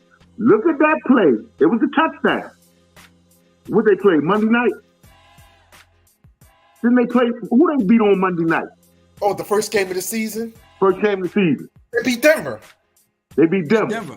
Now remember, look, Geno was on a run, right? Geno threw like a little toss pass. Man, he was throwing that ball away. And it just landed in homeboy hand. He ran a touchdown. Yeah. Geno was scrambling. He's like, oh shit. Look how he threw it. He was throwing that shit away, man. Geno was shook. Yeah. But Geno, listen to this. Listen to this. I punched in. He got his jaw broke when he was with the Jets. Oh, y'all remember that? He got his jaw broke, and then the next week, people was jumping at him like this, and he was jumping. Geno is a sucker, but he playing good football. Geno, man, I'm telling you. Look, I got it. I got Arizona. I got Arizona, and I really got it strictly because Kyler Murray is just going to outplay Geno, man. Kyler Murray going and the Seattle D ain't like that. Kyler Murray going to run for damn near 100 yards. And once he get him scared of the run, he gonna do like a Jalen Hurts on him. He gonna do an Action Jackson on him. He gonna have a good game to him. I got a 28-10 Arizona. What your pool say? My pool got it. My pool got it close. 32-25 Arizona. 32 people to 25. I'm going Arizona as well. Yeah, I'm going Arizona too. I got it 28. Kyler Murray gonna outplay Geno, man. I got it 28-20 Arizona. Oh, and K. Smith, And K. Smith, I said take the trade. Damian Pierce is going to be a better option than Tyreek Hill because we don't know what Tyreek Hill quarterback situation is. I answered the question a couple minutes ago. Listen in on the show, you'll hear all the answers. Take Damian Pierce on that trade. So we got Arizona. I think Kyler Murray, like you said, T-Money. Kyler Murray going to go out there and ball. Marquise Brown is balling. And we got D-Hop back.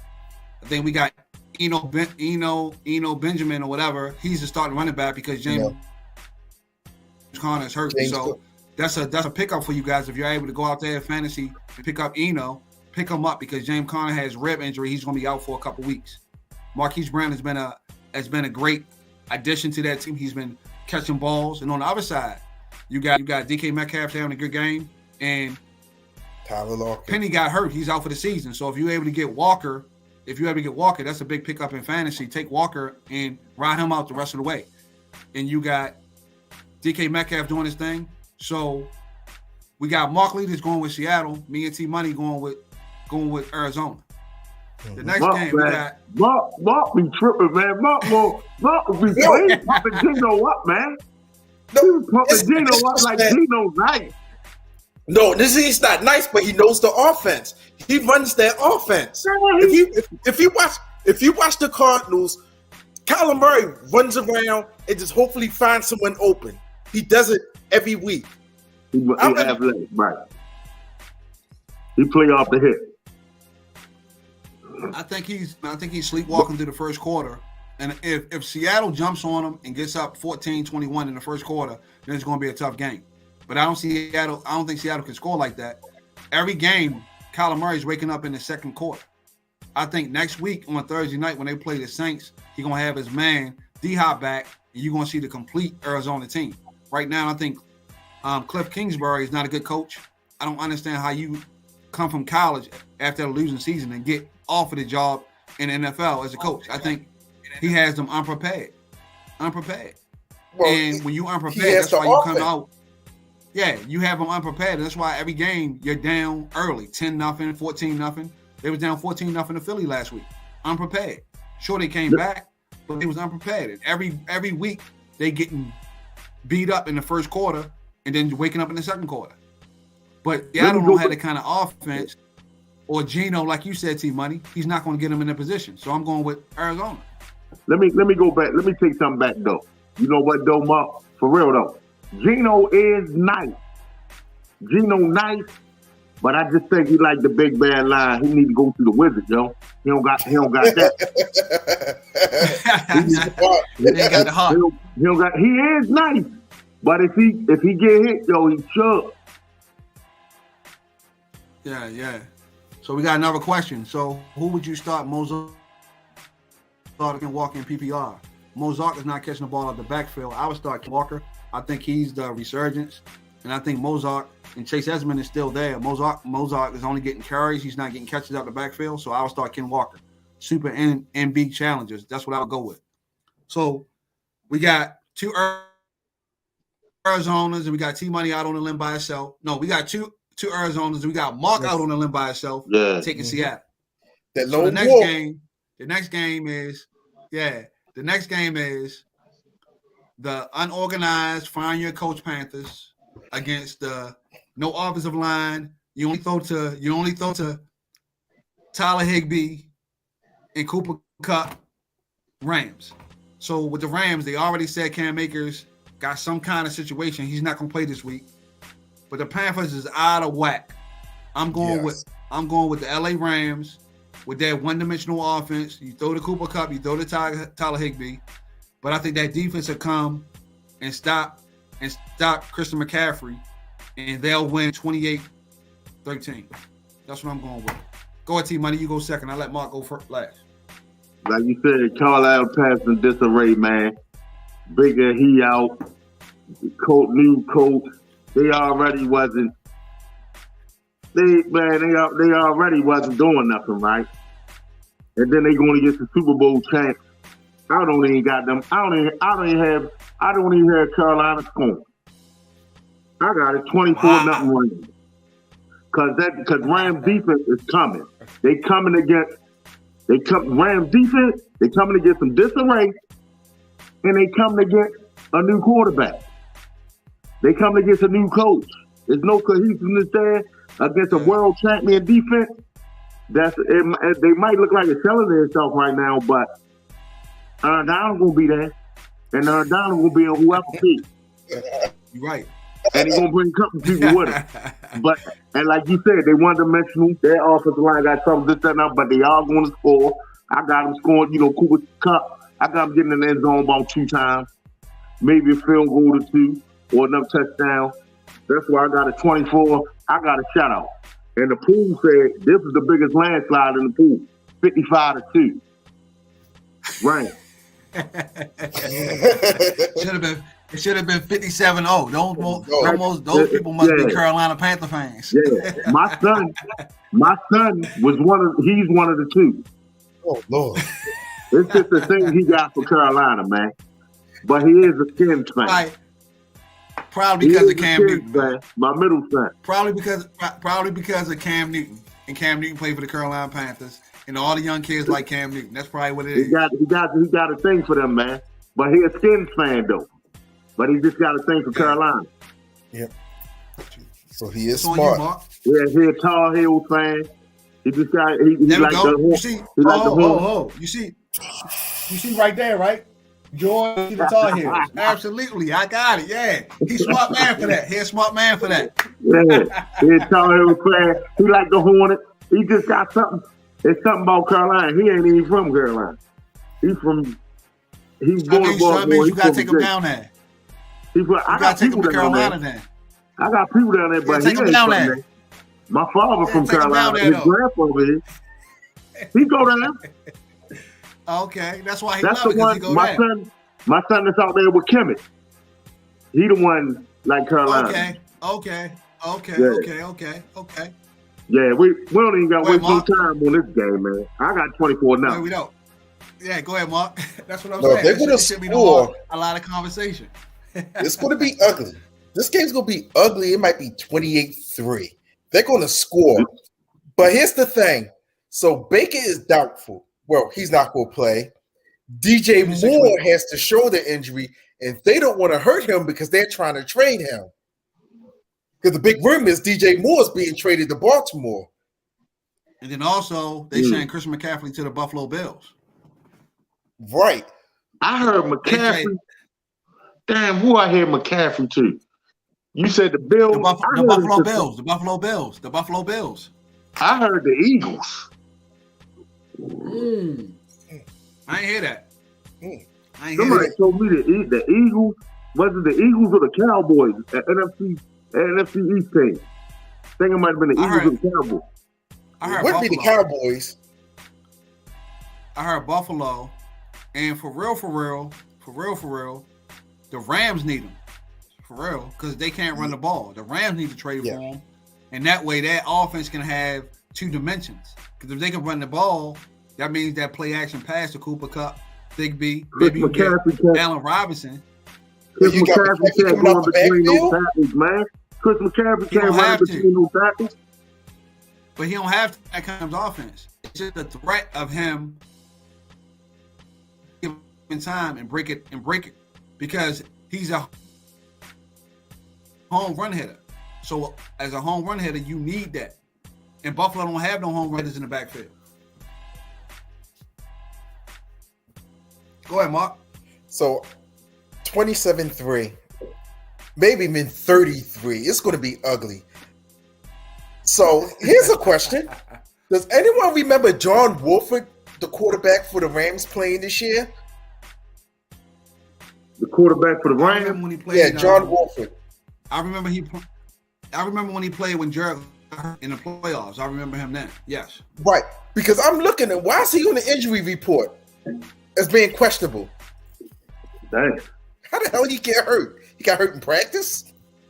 You know how they play with the injury report, man. You know how they play with the injury report. They do stuff so that we can bring somebody on the practice squad up because they're trying to make sure that they have enough players or whatever. So this is the big game of the week, fellas. The big game of the week. Uh-oh. The Buffalo Bills against the Kansas City Chiefs. I'm going to let one of y'all take it. I'll take it last. Go ahead, Mark. After that scrimmage that Buffalo had last week, gotta go with Buffalo. And the Chiefs had their number for a while. This is their coming out game. Is that the Sunday night game? No, that's not the Sunday night game. No, that's Sunday night game is Dallas and Philly. Yeah, we're going to get to that next. We know we're getting to that next. Yes, indeed. No, I'm going with Buffalo. I'm going with Buffalo. Buffalo's going to win. Buffalo's going to win like 35-28. Maybe even 4. No, I'll take that back. It's going to be a high-scoring game. It's like 42-35 or 42-38. It's going to be real high scoring.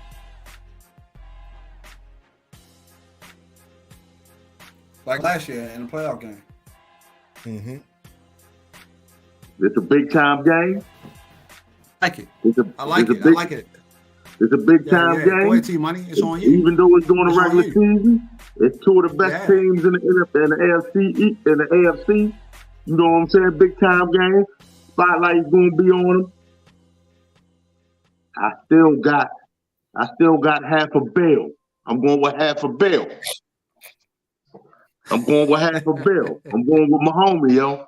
Half a bill got that it. I still don't think what's the name got that it, man. He nice, Allen nice. Josh Allen. I still don't think he got that it. Was it? It's gonna come down to them. It's gonna be like y'all said. It's gonna be a high scoring game. It's gonna be a high scoring game. It's gonna be tight. Somebody gonna lose by 7, and I think it's gonna be the Bills because it's gonna be tight. It's gonna be like looking like it's going to overtime, and somebody gonna win. Somebody gonna score a touchdown, and I think that's gonna be the Chiefs.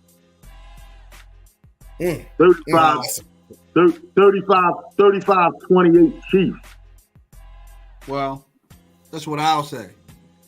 Last week, last Monday night, the Raiders exposed the Chiefs over the top. Devontae Adams was running free, so I think that back end is suspect. I think they got better on the front end and their linebackers. I think they can put some pressure on Josh Allen. I think it's kind of strange for Buffalo to be favored in there in Kansas City. That's kind of a telling sign that everybody think that Buffalo is that team this year. I think because it's in Kansas City and Patrick Mahomes is that guy, I got Kansas City beating them 35-31. It's going to be a high-scoring game. It's going to be whoever makes the mistake. And somebody's going to make that mistake, and that's going to be the separation between the teams at the end of the game. And whoever makes the mistake, because I think it's going to be up and down, up and down. I think these quarterbacks are top-notch. The one thing that the Buffalo Bills can't do is run the ball. And because they can't run the ball, they're going to have Josh Allen dropping back 45, 50 times. And he's going to be successful, but Chris Jones or one of those linebackers will come through and get a strip sack or something like that, and that turnover is going to change the complexion of the game. And hopefully they don't call the same thing they called in that Derek Carr game when they try to call rough from the passer, when that was an awesome play by Chris Jones when he took the ball and sacked him. That was amazing. Oh, my God. It was textbook. That call was terrible. Yeah, that was – yeah, it was a textbook play. And they took that away from that boy, man. Crazy. It was textbook. It was textbook even down to the way he landed on him. He didn't even land on him. He put his hand down to prevent him landing on him. He ain't even put the shoulder in there. He didn't even land on him. He put him down softly. He took the ball, put him down softly. He tucked him in I agree. bed. Tucked him in the bed. Yeah. That was crazy. That was crazy. But I'm gonna say this one more thing. Patrick Mahomes, it used to be Brady, but it ain't Brady no more. Patrick Mahomes, I think this part of the game is kind of passing Brady by. It's still there just because of it. But Patrick Mahomes, bona fide, is the only under a minute man in the league. Put him on his one with 40 seconds. And don't let him have one timeout. Right. How about 13 seconds? How about 13 seconds when he did the Buffalo last year? 13 seconds if he needs 3, 13 seconds, I'm with him. Don't let him have no timeout. You damn sure all day. And with Kelsey, and now he's getting all these different receivers. What people didn't realize is with Tyreek, that made him gamble more. Now he's playing a control. It makes him more dangerous because now he's a complete quarterback. He's not trying to go over the top, so it makes him even more dangerous. You still got Kelsey, you got Scantling, you got Juju. Now you got all these different pieces that he can throw to. It makes him more dangerous. He got that.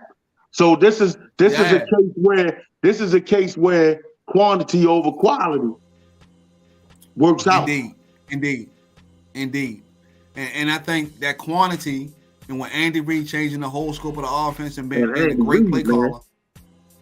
Yeah. Andy Reid. Now, what y'all say about Andy Reid? I like Andy Reid. I mean, I was tired of him when he was with Philly, but I think he's a great coach. Yeah. And he needed to change. That merge between him and Patrick Mahomes is one of the best merges that you can have. He's creative, and then you got this guy that's super ultra talented and can make plays. That's the best merge that you can do. And I think historically, even going back to Eagles, Andy Reid is the doctor. He's the master of the screen. Man, he run that screen out of so many damn formations, man, so many looks. He run the same play out of 10 different looks. Exactly. And it looks totally different, but it's the same damn play. And one thing I'm gonna tell you guys is this: if they had Kareem Hunt, it would be completely over. Yeah, completely over. It would be completely over. And them losing Kareem Hunt because of that situation. Yeah. Because if they had Kareem Hunt, it would be unfair. Because he can run through the tackles, he can catch out of the backfield. So that means that play action would be tremendous. You give Patrick Mahomes that kind of run game. Yeah, you give Patrick Mahomes. Yeah, if you give Patrick Mahomes that kind of run game, play action with him, man. Well, they only played 1 year together, right? 1 or 2 years? 1 year. Oh, 1 year. Was it 2? Yeah. It was right after the Super Bowl. Right after they won the Super Bowl. Well, he played the first year when Patrick Mahomes ain't start. And that's when they had the first year Patrick Mahomes ain't start. And that's when they won the first. They beat New England the first game, and he had a big game. He had like over 100 yards receiving, like 2 or 3 touchdowns, and that was his outcome party. So he played with Mahomes 1 year. 1 year. So he didn't get that ring. Hunt didn't get that ring. Oh, no, he didn't get the ring because he got suspended. Yeah, he got suspended. But if they had him, it would be lights out. Yeah, lights out. You got 2 more. Who you got, Mark? So go ahead, Mark. Go. Oh, I already did. I picked Buffalo. I picked Buffalo in a high-scoring game, like 42-35. Yeah, I think fantasy-wise, you start Josh McAllen, you start Josh Allen, you start Stephon Diggs, you start Gabe Davis, Patrick Mahomes, you start Kelsey, of course. I mean, the receivers is kind of shaky. I don't know if you start Scantling and Juju because he's throwing the ball to everybody. And I think McKinnon is the best running back out of the backfield. Edwards-Helaire is shaky, up and down, too small. So we got the Sunday night game. We got the Dallas Cowboys. Hold up, though, James. Mark, why you going with Buffalo? don't let him off the hook, because, man, you with KC. Mark, why Here's why I'm going Buffalo. Here's why I'm going Buffalo. Josh Allen's going to throw that pill. He's going to throw it. Here's the thing. You have a team where Kansas City's biggest weakness is Buffalo's biggest strength. True. So it's just go routes. So every play, someone's running a go route. They know that. But Mark, that's why they're going to keep everything in front of them. But Mark, you know they can't run the ball. That's what I'm saying. I think it's going to come down to him dropping back 50 times, give Chris Jones and that defense time to get to him and get that strip sack. I think that one turnover is going to change the complexion of the game. Don't get me wrong. That is their strength, but them not being able to run the ball means he's going to be in danger because he got to drop back 45, 50 times in order to keep pace with Kansas City. Kansas City being home gives them an advantage. That's why I'm going with Kansas City. If they was in Buffalo, I go Buffalo, to be honest with you. Right. But you also have to we're counting Buffalo's defense short. Buffalo has a good defense. They do. But you're not accounting for they playing against half of Bill. Yeah, we're not saying that defense is not good. You got a magic man back there. They playing against half of Bill, son. Did you see him on that play where he scrambled around and did the spin move off the guy, then tossed it in the air? Yeah, this not no regular quarterback can't do that, man. Basketball. He playing basketball on the football field. Right. He did it with a spin move and a pump fake and then threw it to the end zone. You can say Buffalo defense is tough, but they're not gonna be able to stop Kelsey, and he's gonna be tossing the ball all around. It's gonna be tough. But they in Kansas City though, Mark. They in Kansas City now in Buffalo. And he did a spin move and shot a floater on a football field. Yeah. All net. And Mark, I'm not lying. I'm agreeing with you that their strength is their weakness. But how many times are you gonna be able to go up top? They'll eventually put two safeties high, and And Josh Allen's not methodically throwing the ball down the field. He's big plays or no plays. And that's what they do, just like Kansas City was. It's big plays and no plays. And if you can't consistently run the ball, how they going to maintain possessions? So that means they're going to be kicking the ball back to Mahomes, who's the magic man, and he's going to be scoring. And then it's going to force them to throw the ball, and that's when that strip sack going to come or that turnover. Watch. Well, we'll see. See, Kansas City, they can score. Mahomes can score. Right. So just keep everything in front of you. Keep them on the short field. Yeah, we might give up some field goals. Don't let them in the end zone. Get him on that short field. He ain't getting in the end zone because they can't run the ball. And we just want to outscore him. Okay. Exactly. That's how they going to come. All right. It's time now. It's time. Here it comes. Here it comes. Big game of the week. Boys. Sunday Night Football. Sunday Night Football. I don't care who wins. Come on, man. Let me get an introduction first. Sunday Night Football. The only undefeated team in the league. We got the Dallas Cowboys coming to the Philadelphia Eagles with Cooper Kupp. With Cooper Rush as the quarterback. They coming in with the top 5 defense. Blah blah blah blah blah blah blah blah blah. And they coming in with we got a run game that is okay. We got CeeDee Lamb at the X position that can't get open. We got Michael Gallup coming back. We got Ezekiel Elliott, who's like he's running in quicksand. And we have them coming to Philly at 4-1. Nobody thought Dallas was going to be 4-1 after that got hurt the first week. So we got a top NFC matchup. They used to call it the NFC lease, but now we're still the NFC. We're the NFC beast now instead of the NFC lease. Always been the beast because that race always go down to the last week.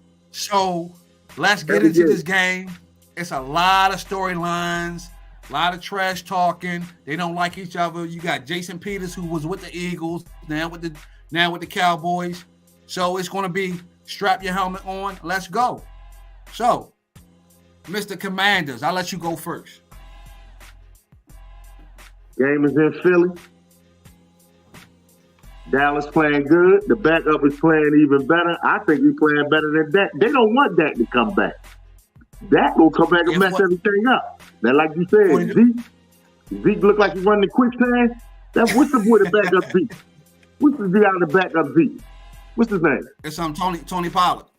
He better than Zeke. He run that thing better than Zeke. He been doing that since last year. If Dallas can get over themselves and give him the ball, they might be on something. But the pool had it 35-22 Philly. Me myself, I think it's a rivalry game. Y'all know how we do in the NFC East. It's Dallas and Philly. I can't pick a winner. It's gonna come down. Somebody's gonna get a big turnover.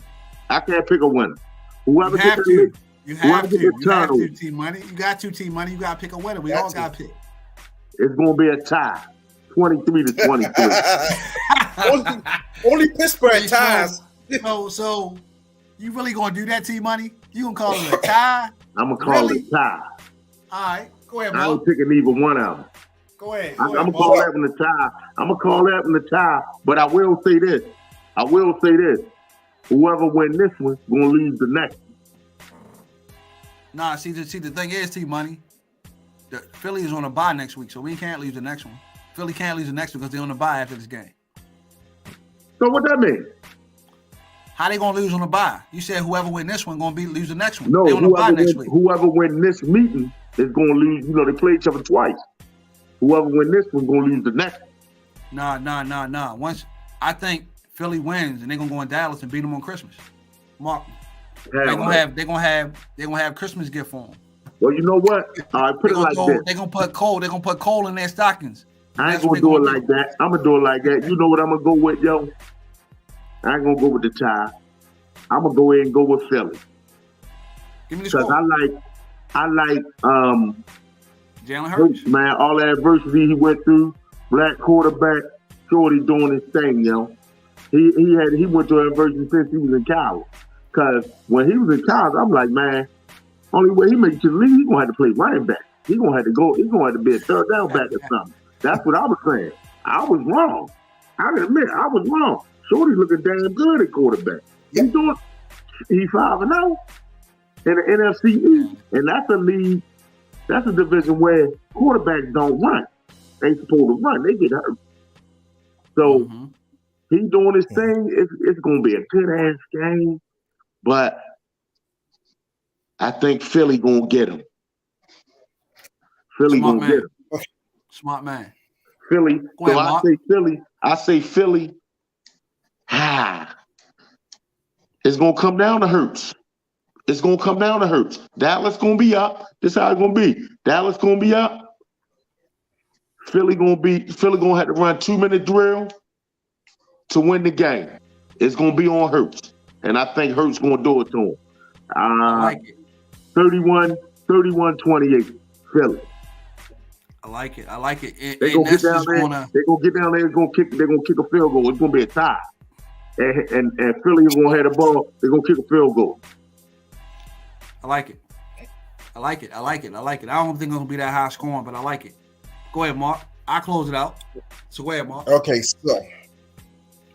so looking at the injury report, I was real curious about this. Cooper Rush is starting, but Dak Prescott is listed as the backup, which is big. CeeDee Lamb is questionable with the hip. Jason Peters is questionable with his chest. No one's on the injured list for Philadelphia. So Philly's 100%. So Philly's 100%, and they're going to dominate this game. 28-17. It's going to be that. It's going to be ugly. I like it. So it's really going to be ugly.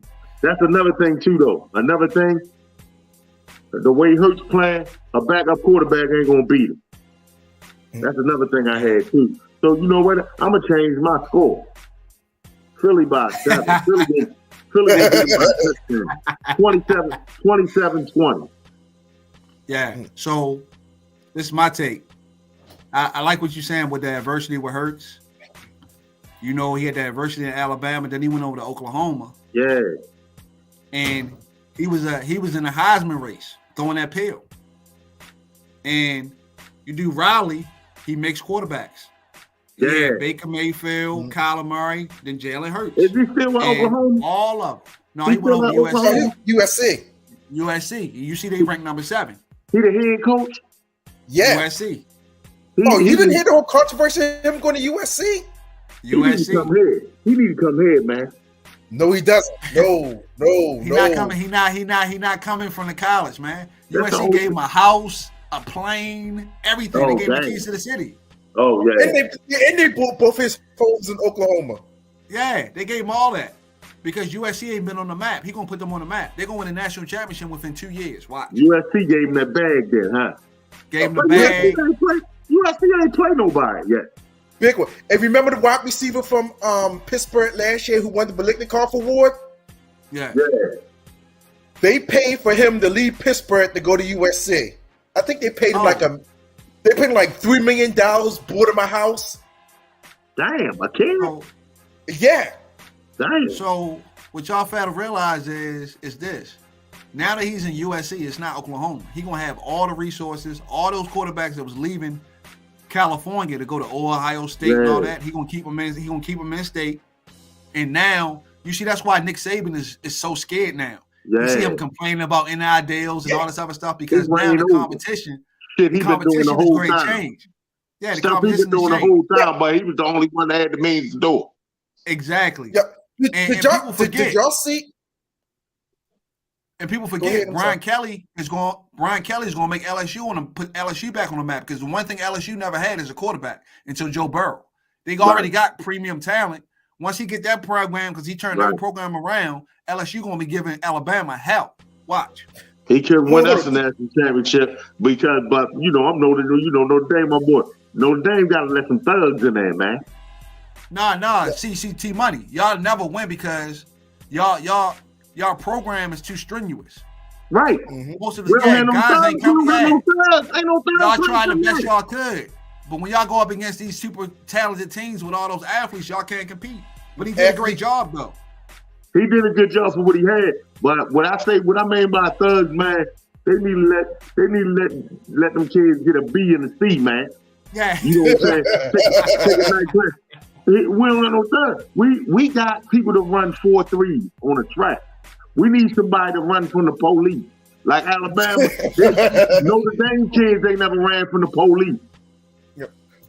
With dope in their pocket. Did y'all see the Jackson State Alabama A&M game last week? That two prospects from Washington game, like the 5-star and the 5-star defensive lineman, and the 4-star, I think he was a wide receiver, but they were there to visit A&M. So now you have these 4- and 5-star players going to the SWAC and not just going to Jackson State. Right. Deion Sanders. I like what Deion doing. I love what he's doing. His thing. I love what he's doing.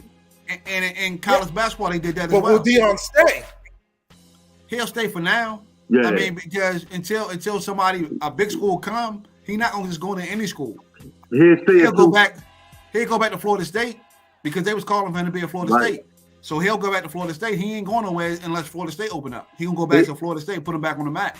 He'll stay at Jackson State at least till his sons leave. Yep, I agree because he got 2 sons on the team. So he'll stay there until then. Then after he do that, he did his work. Go to Florida State. I like to see him at Florida State. Me as well. So get back to the game. I like to stay in Jackson. Riley makes quarterbacks. Everybody had Jalen Hurts. Everybody was saying Philly is a quarterback away. Philly's a quarterback away all off season. People forget A.J. Brown is his best friend, and he's proved everybody wrong these first 5 weeks. He's averaging 280 yards passing when they said he's going to throw the ball. He went out there and proved everybody wrong. He's throwing the ball. He's running the ball. He's being a complete quarterback. And really, if we want to be technical about it, he's in the MVP race. So I think with Dallas coming in, they've been riding high with the defense. They only scored 10 points on offense last week. And coming into Philly with the crowd, Sunday Night Football, all eyes on them, I think Jalen Hurts is going to show out and do his thing. Yeah. And I got them stomping on the Cowboys. They're going to try to come with that defense. Parsons already said, we got to play Jalen Hurts differently. You try to come blitz Hurts, he's going to be out the back door for 40 yards. So try it if you want. And Philly can run the ball. So they're going to run the ball at Parsons and stop all that pass rush stuff. But see, the Rams got a suspect line and no weapons, and Cincinnati got a suspect line, so they couldn't do the same thing to Dallas. So I think that's what Philly's going to do, beat them up on that side. And Cooper Rush, he's going to have a real defense coming at him, putting that pressure on him. CeeDee Lamb ain't going to be able to get open. We got Ezekiel Elliott running in quicksand. And Tony Pollard, if he get hit, because he's a small guy, he's going to be out the game. So he got to run. He can't run between the tackles. He got to run on the outside. He's a weapon, but if he get checked, he got hurt last year on a wide open play. He tore something on his foot running by himself and nobody touch him. So he's fragile. And if he gets stuck a couple times, they're gonna be down to quicksand man Ezekiel Elliott. So I got Philly beating them 28-17. They coming into Philly, getting smacked around, and Philly going to their bye week, comfortable, happy, the only undefeated team in the league. I'm not discounting Cowboys. They playing great on defense, on the defensive side of the ball, but on offense, they look shaky. Cooper Rush not making any mistakes, but this is going to be the game when he make the mistakes. And when you make mistakes, when you can't score on offense, that's what opens up the game. So I'm going with, I think Jalen Hurts going to ball out. I got Devontae Smith balling out, Goddard being a good player. I don't know about the running game. I think the running game will be heavy. You got Miles Sanders running the ball. And Philly's going to win that game 28-17. Like you said, I don't think it's going to be close. I think they're going to stomp on them. And they're not going to be ready for that kind of crowd because they're not going to see somebody like Jalen Hurts. They haven't witnessed somebody like that at the quarterback position, and they're not going to be prepared for that. So that rush that they was doing, they're going to try to put a spy on him, and that's going to be lights out. He's gonna be the matador. Yeah. Right. He gonna run right by. Right. So the last game, T-Money, the last game. We got the Broncos who had Russell Wilson struggling going against the Chargers. I know you like Justin Herbert. You done said it before. I know you love Justin Herbert. That's now look, before you get on to it, that's who Miami should have picked. We all know it's politics, T-Money. Yeah. They wanted Justin Herbert on the West Coast. They ain't on the East Coast.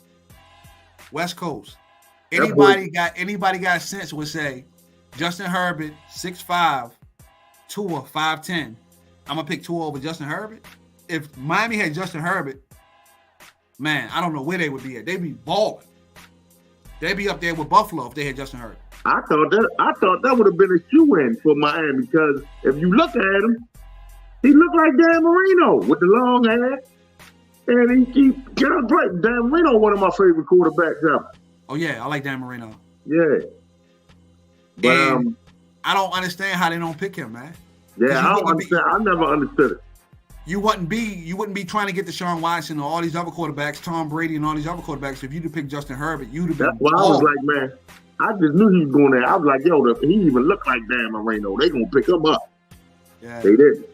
Yeah. So in this game, Broncos can't score in the red zone. I think Justin Herbert goes out there and balls. Denver have a top 5 defense, but I think Justin Herbert makes it happen. I got the Chargers beating them 21-13.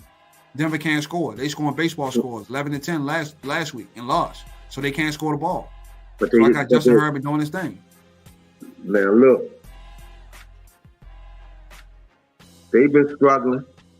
Justin Herbert's still fighting back from an injury. But I think he's better now, man. I think he got over the rib injury. He looked like himself last week. It's still hurting. It's still hurting. Extra padding, though, man. He feel better.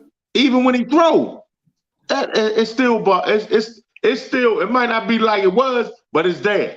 It can easily come back if somebody hit him right. And Denver got a D. They do. And man, people better be careful with this one, cause Russell, he ain't look like Russell all year yet. But for me, as far as Russell, it's just a matter of time, yo. It's just a matter of time. So, Poole got a 46-11. Poole got a 46-11 Chargers. But I got it myself. I got it what? I got the Chargers. And I got him edging them, but I think Russell gonna play good.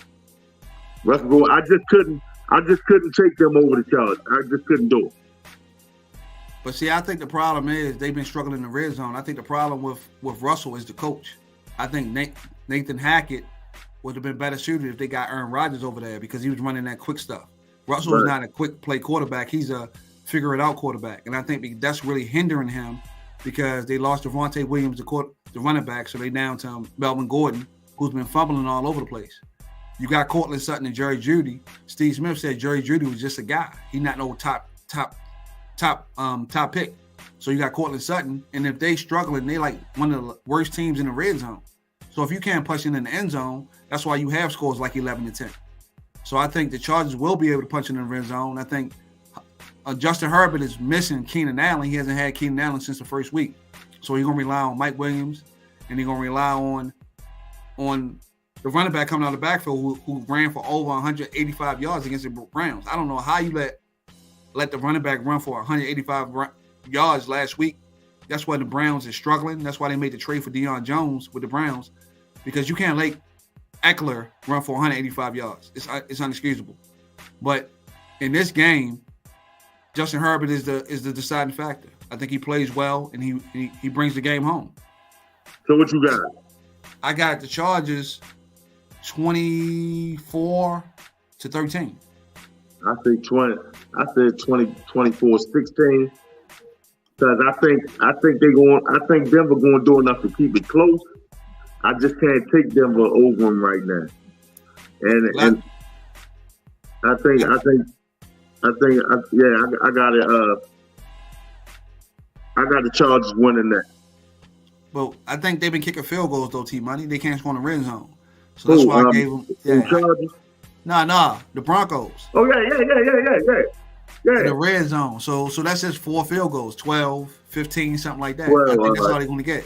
Yeah. And unless they go over the top, and I don't think Russell his deep ball hasn't been looking the same since he was in Seattle.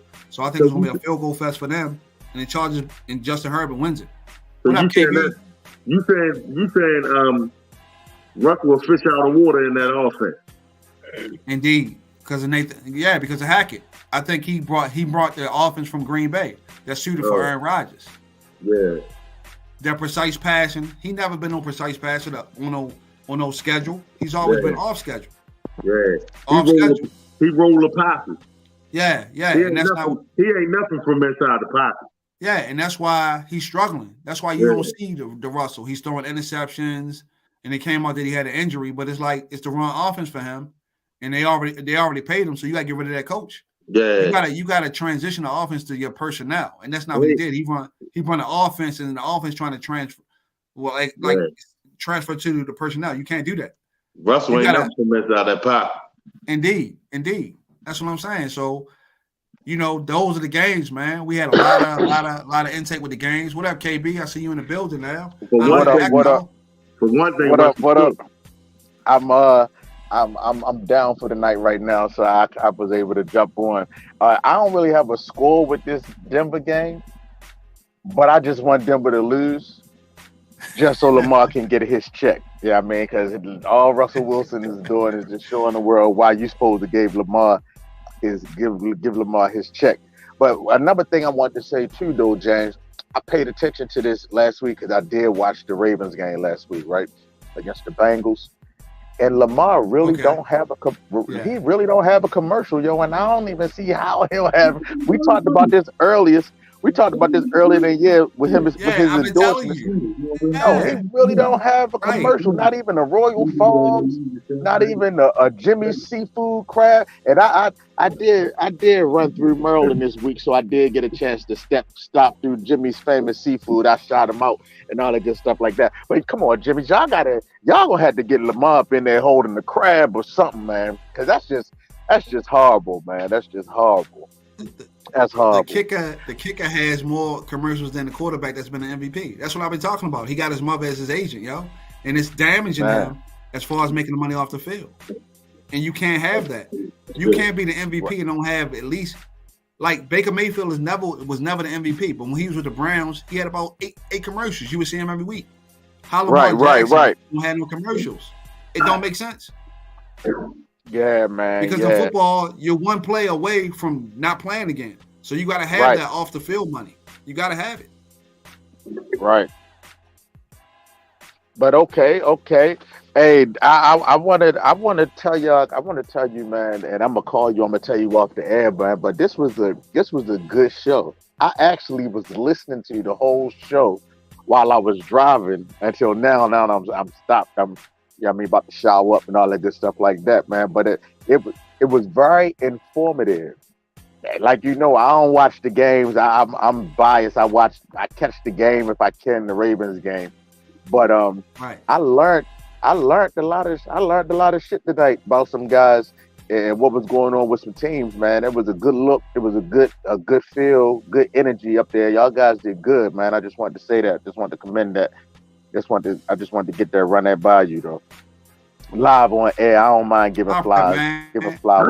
I know a little something, but James is small, but James know everybody. He know all the focus and like, and I don't even say this, mama. So T Nasty, right. T Nasty, I definitely want to see you up here again. You understand what I'm saying? See you up here because you was insightful as well with the pool and all that stuff like that. I like that feel. I'm gonna talk to y'all off the air, behind the scenes, man, because I see something real good. I see something real big right there, man. And Mark run the twist too. Mark was going against us a lot. Hey, I like, and I gotta see what's up with And Taz, man. He always ducking off like an hour to the show. Did he just be ghost? I looked that's at, I was why I like, said, what the? that's why I said bring T Money, and I'm gonna bring Mark on here. That way we can have it the whole show. Look, And look, Mark look, brought a different twist up. Yeah. So look, look.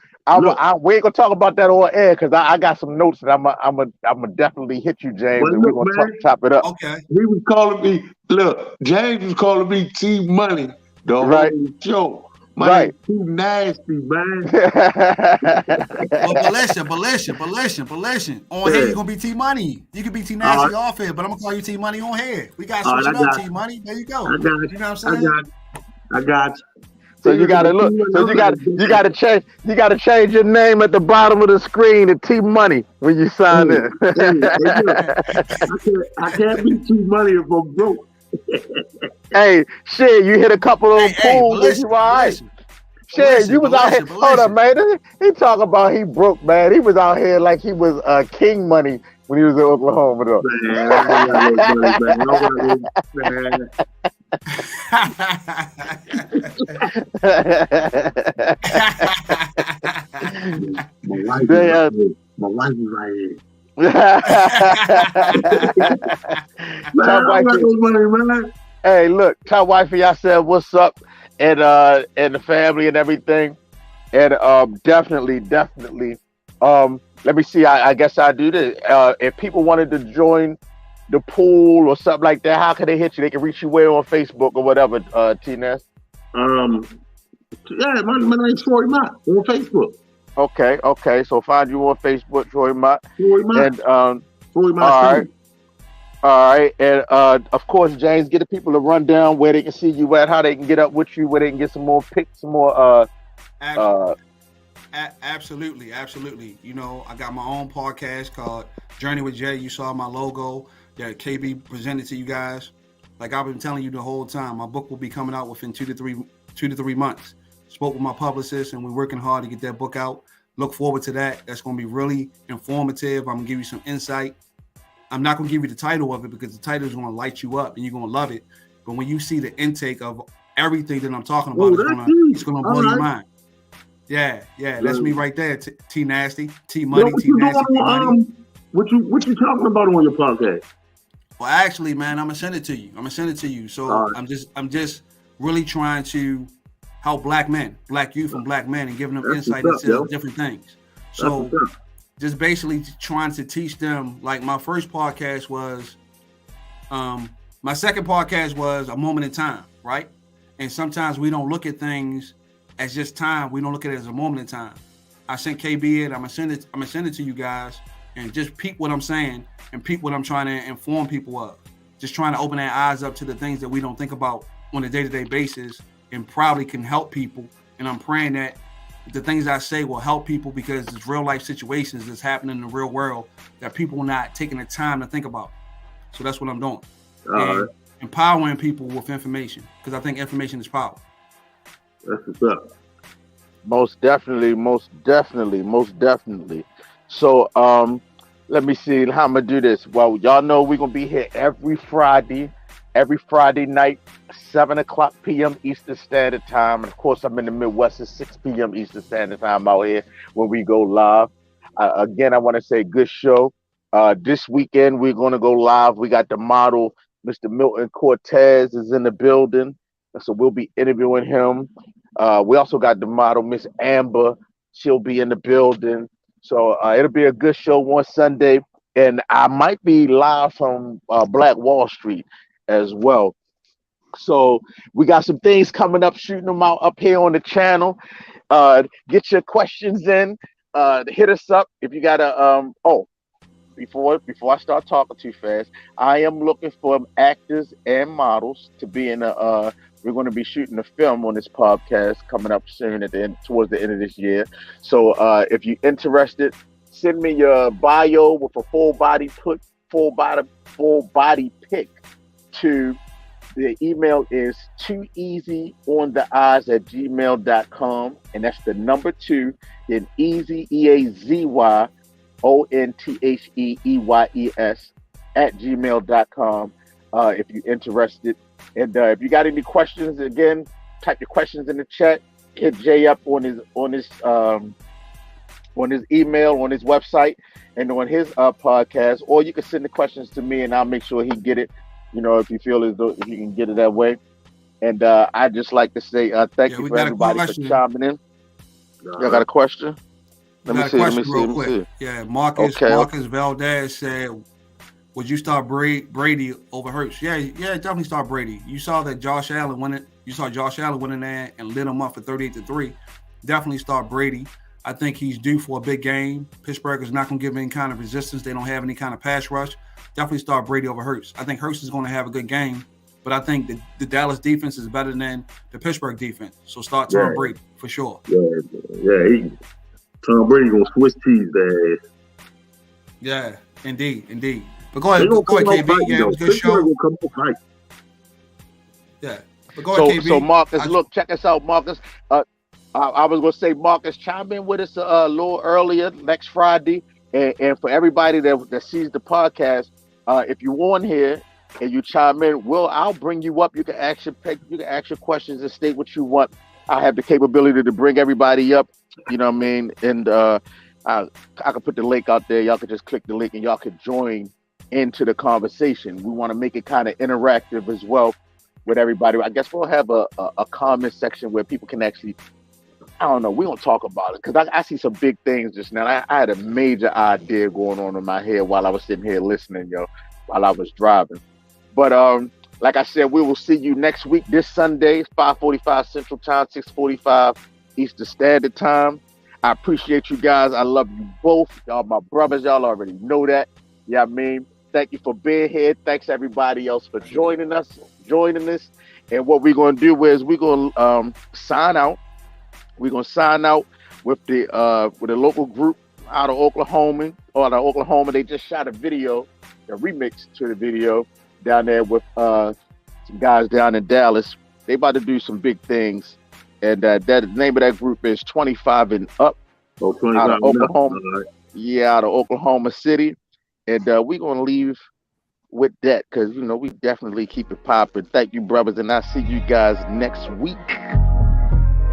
Yeah, girl, you haven't had a good time in a long time. Cause you've been stuck inside a house raising those kids.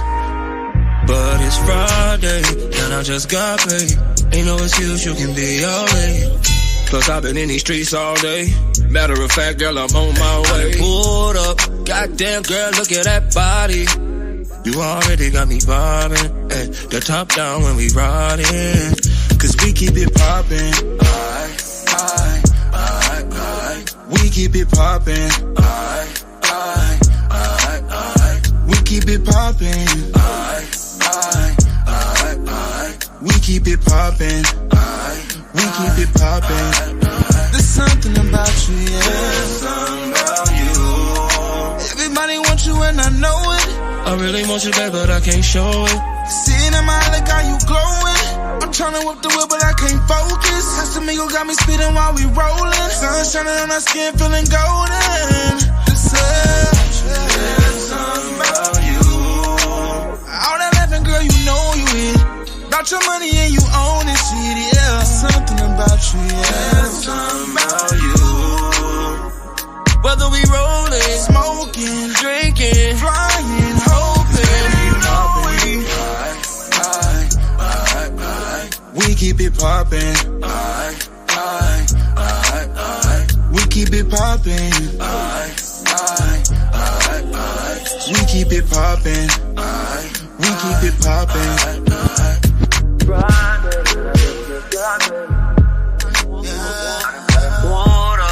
I'm trying to walk the wheel, but I can't focus. Cause I've been in these streets all day. Sun shining, my skin feeling golden. There's something about you, yeah. There's something about you. Everybody wants you and I know it. There's something about you, yeah. There's something about you. Whether we rolling, smoking, drinking, flying, hoping, you know it. poppin'. We keep it poppin'. We keep whether we rollin', smoking, drinking, crying, hoping.